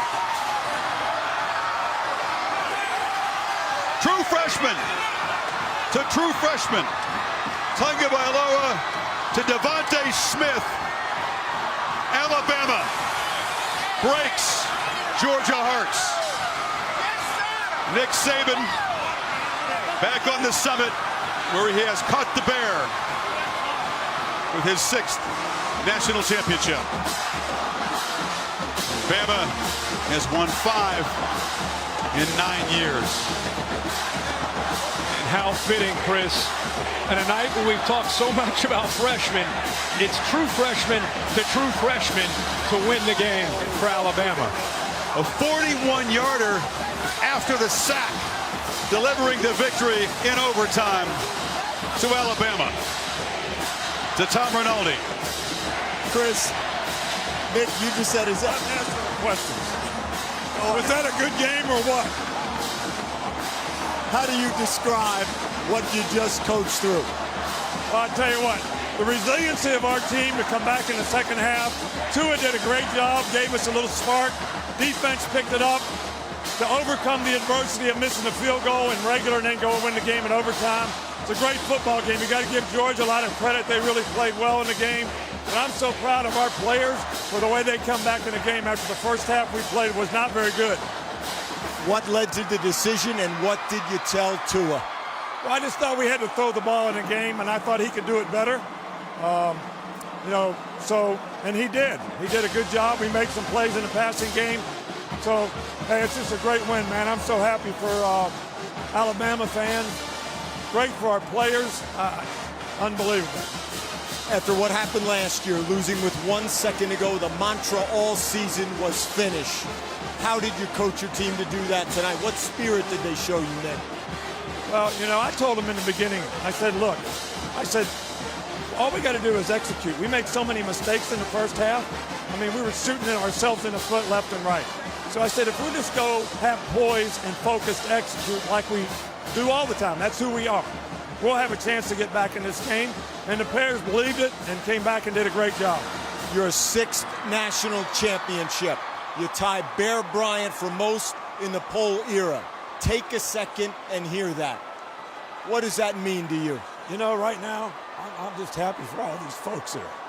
I'm happy for all these folks. I'm happy for our players. I don't care anything about that, to be honest with you.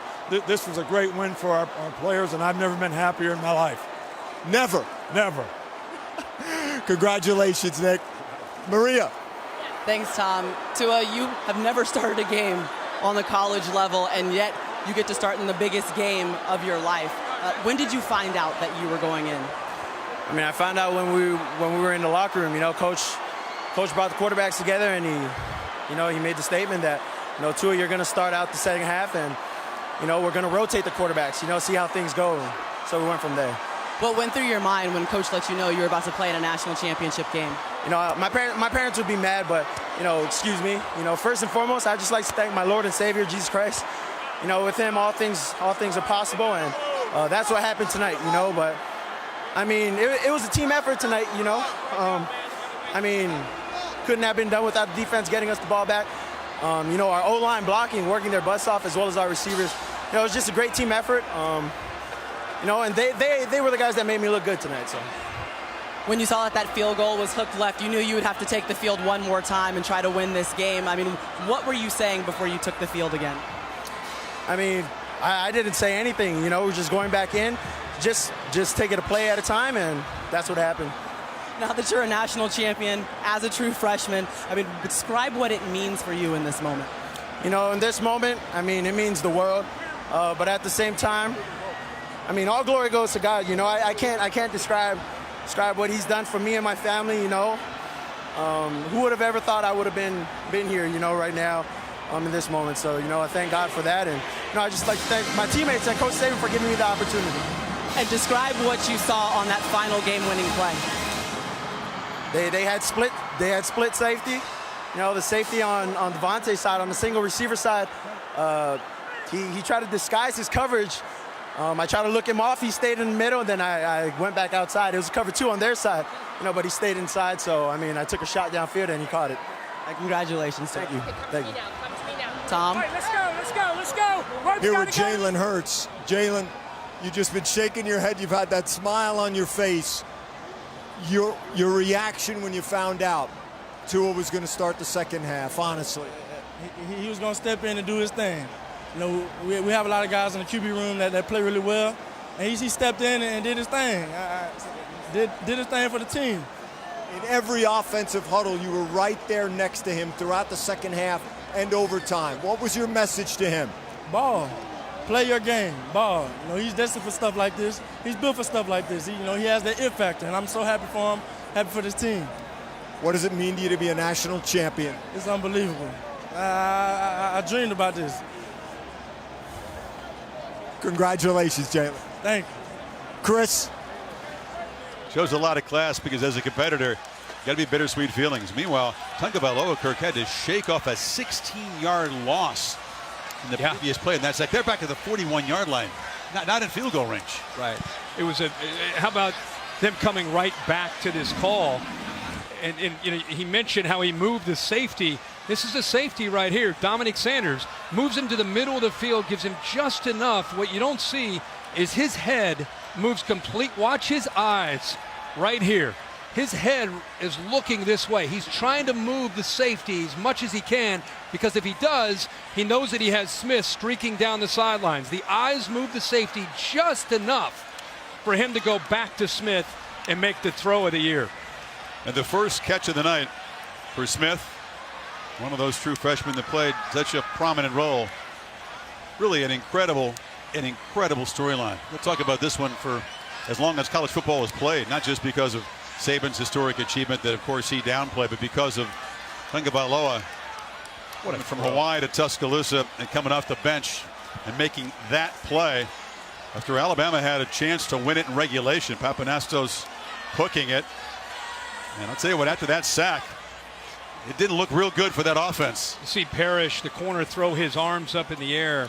What that tells me is he was anticipating Sanders being over, helping him out. So miscommunication at the most important play, especially after the sack, and Kirby Smart's team comes up just a little bit short.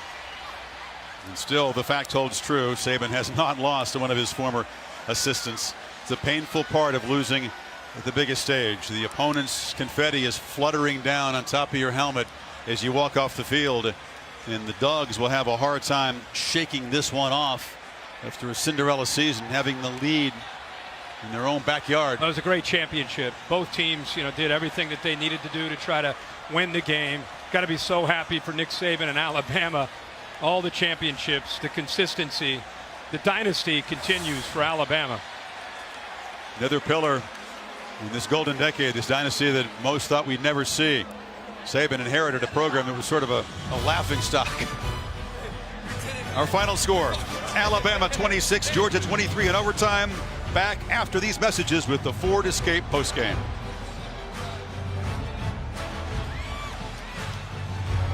The 2018 Ford Escape postgame is brought to you by Ford, going further so you can. And welcome back to the Ford Escape postgame show. A championship game classic as the Tide come off the mat and win it in overtime. Coming up next, it's SportsCenter with Scott Van Pelt. A full breakdown of the championship game, lots of opinions and analysis. That's next on ESPN and on the ESPN app. What an interesting season for Alabama. They were denied a chance to come to Atlanta and play for an SEC championship. Their arch rivals, Auburn, took care of that, and that put them in some limbo. Remember that coming down the stretch, Bama didn't really even have control of their destiny, Kirk. If Wisconsin beats Ohio State, they're the undefeated Big Ten champions. We'll never know, but perhaps Bama excluded from the bracket. There were skeptics and doubters. I think that really fueled them in the Sugar Bowl against Clemson. What fueled them in this comeback was remembering, and they've talked to us about it time and again, the pain of losing last year's final. The pain of losing, but Tagovailoa sparked them. I mean, we could talk about this motivated him, this motivated him. 13 being inserted into that lineup was the difference in the game, point blank. It changed the energy. He led them. There was a flow and a consistency to that offense. They were able to attack downfield. And he played with poise. And so, and I think the defense even fed off of what he sparked and what he provided. So it's fitting. Alabama was doubted. There were questions sitting there for, and they proved everybody wrong by winning it all. It's not like Saban hadn't considered the move. He had, but he finally made the move tonight. Yeah. Therese Davis for the trophy presentation. I would say that one was worth staying up late for, wouldn't you? What a fantastic finish to this college football playoff. Alabama winning it for the second time, doing it in overtime, and now to present the national championship trophy from the college football playoff, the CFP Executive Director, Bill Hancock. Thank you, Reese. First of all, I want to congratulate both of these fine teams for a great effort tonight and all throughout the regular season. And now it's my honor to present the national championship trophy to Coach Nick Saban and the Alabama Crimson Tide.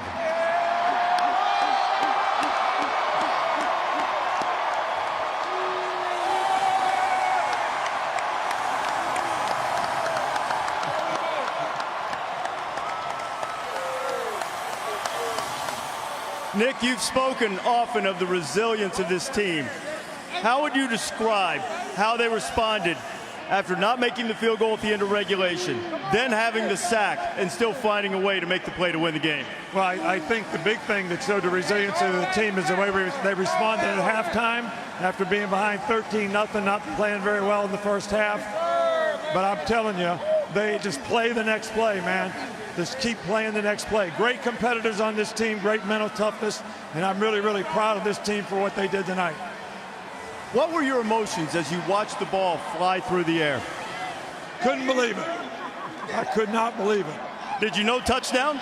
I know we were running Seattle, which was 4 streaks, and when I saw Smitty come open on the other side and Tua threw it, I said, this is it. You remember having a win that was that meaningful and that exhilarating in terms of the way it happened?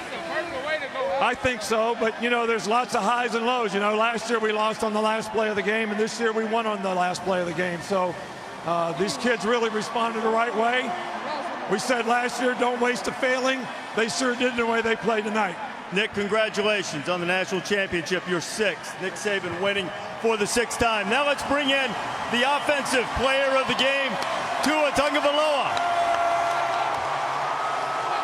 Tua, you come in, second half, throw for 166 yards and 3 touchdowns. How would you describe your emotion when you found out we were going into the game?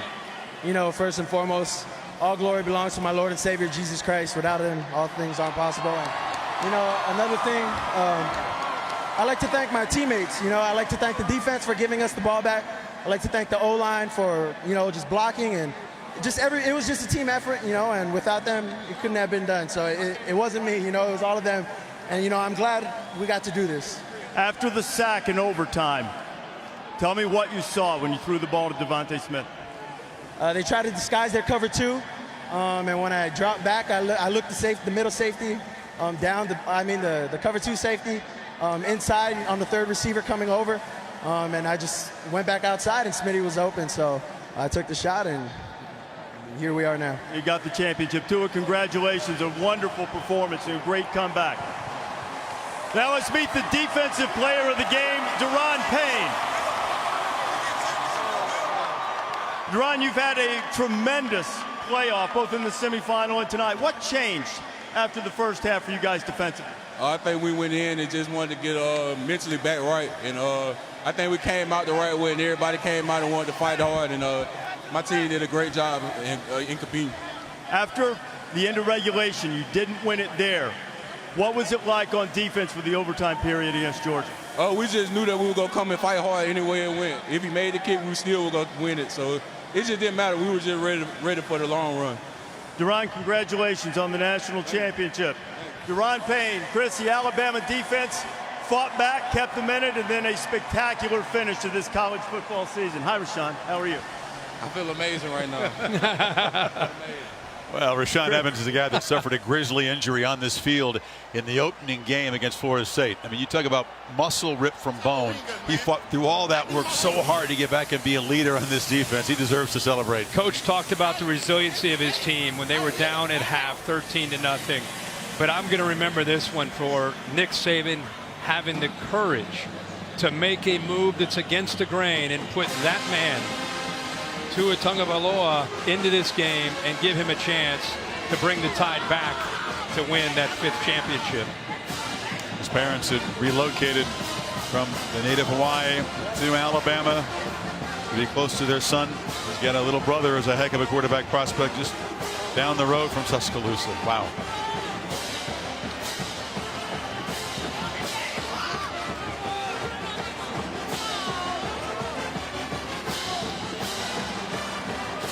The it factor. Jalen Hurts said it the perfect way.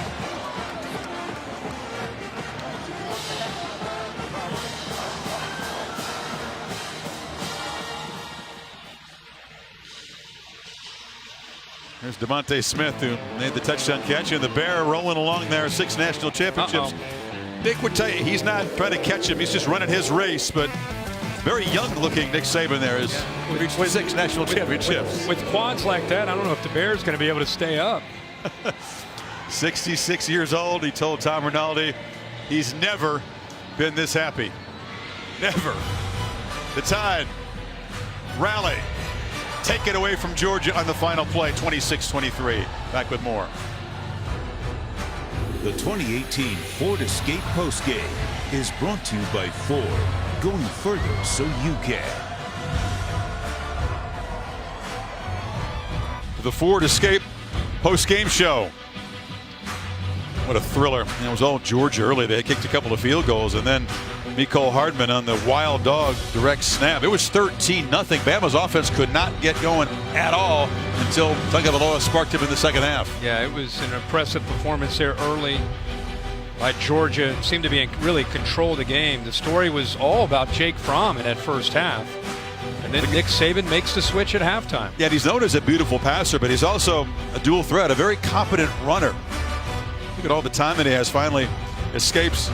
This is a big play on third down. He's kept a drive alive and eventually led them to their first touchdown. But that effort right there on third down, I think, really sparked him and allowed them to start cranking up the tempo. Got Georgia back on their heels for the first time, and he ends up finding Henry Ruggs for a touchdown. And Bama now all of a sudden starting to believe. But they came right back. This is Georgia's only points after halftime. Hardman got free. It was an 80-yard play, just barely staying in bounds and scoring. But then Calvin Ridley, the senior, he'd watched all these freshmen make plays all night. It's about time that I get involved here. The Tide's best receiving weapon all season finds a way to work free. Well, this is a great effort. He wanted to go to him early, just kept looking, and finally, because Ridley did not give up on the play, he was able to pull away from coverage. And just like that, Alabama's sitting pretty. Andy Papanastos, after the Tide had marched it down methodically, a chance to settle it in regulation with a walk-off winner from 36, but kind of a nervy game. This one was hooked badly. That's what Saban was talking about. You got to come back from that. You think you've got it won, a reliable short-range kicker, but the Dogs still had life. But again, in the top of the first, just like in the Rose Bowl, they couldn't find the end zone. Blankenship. In fact, they had the big sack, and all of a sudden he has to try in a 51-yarder. Steps up and delivers again.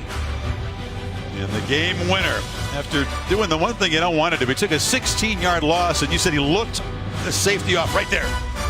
Moved the safety to the middle of the field with his eyes. A veteran, by the way, that made his 53 start, gets fooled by the true freshman. Look at his eyes right there. Looks right, comes back to his left, knowing that Smith was going to be able to get behind Parrish, which is exactly what he did. A helpless feeling for a defensive back. Palms to the sky for Malcolm Parrish, and he knew he had no help back there on Smith. Wow. Didn't unfold exactly how we thought. We thought the emphasis was going to be on the power running game, perhaps conservative offense. In the end, it was a couple of freshmen making spectacular plays, and the one we didn't expect to step forward. Tagovailoa off the bench.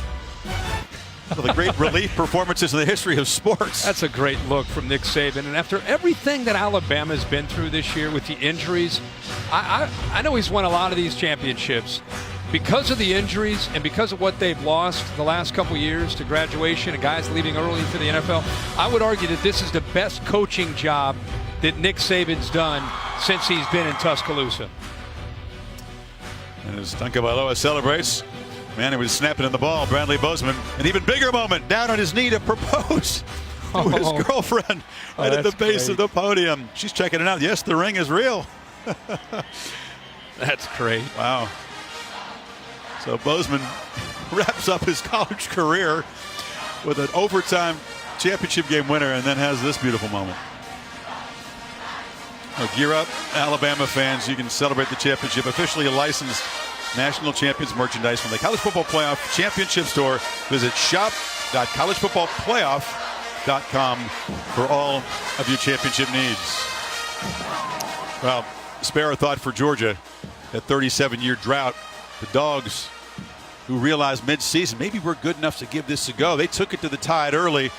They'll look back at the mistakes they made and the opportunities they missed to put this one away. This one will sting for a long time. It will, but it's Kirby Smart in his second year. He brought that blueprint over from Tuscaloosa. back to his alma mater. He's ahead of schedule. This is, I know it's depressing and it's sad for tonight, but it's part of the foundation of what he's building for the future. They'll learn from this. They'll be able to grow. He's not going anywhere. Georgia's not going to go anywhere with Kirby Smart in charge. They're going to continue to recruit well, and the young players will remember this night, very similar to the way Alabama used the loss to Clemson as motivation. So congratulations. I'd rather congratulate Georgia, as sad as this night is for them, on a great year, and eventually maybe that pain will subside and they'll be able to get back and excited about next year. In time, the seniors will move on. It's a great senior class, but it's fair to say this might be one of Smart's least talented teams because the way they're signing recruits, they got the top-rated recruiting class for the next year. They're already working on 2019 recruits. So we're going to see Bama and Georgia, I think, back on the big stage wrestling for trophies. Yeah, absolutely. But, of course, tonight's about Alabama. Yep. Unbelievable. Nick Saban, Crimson Tide, congratulations. Another championship. Dramatic fashion, back-to-back national championship games, won in the final play. A year ago, of course, Bama took the lead. Deshaun Watson marching down the field, winning it for Clemson with 1 second to go. Bama waiting a year to turn the tables and break Georgia's hearts. Micah Fitzpatrick, one of the warriors of this Alabama team, took a shot to the kidney last week, didn't matter, just kept going and played big again in this ultimate game. Alabama, another national championship. Crimson Tide back on top of the college football world in a game that we'll never forget here in Atlanta tonight.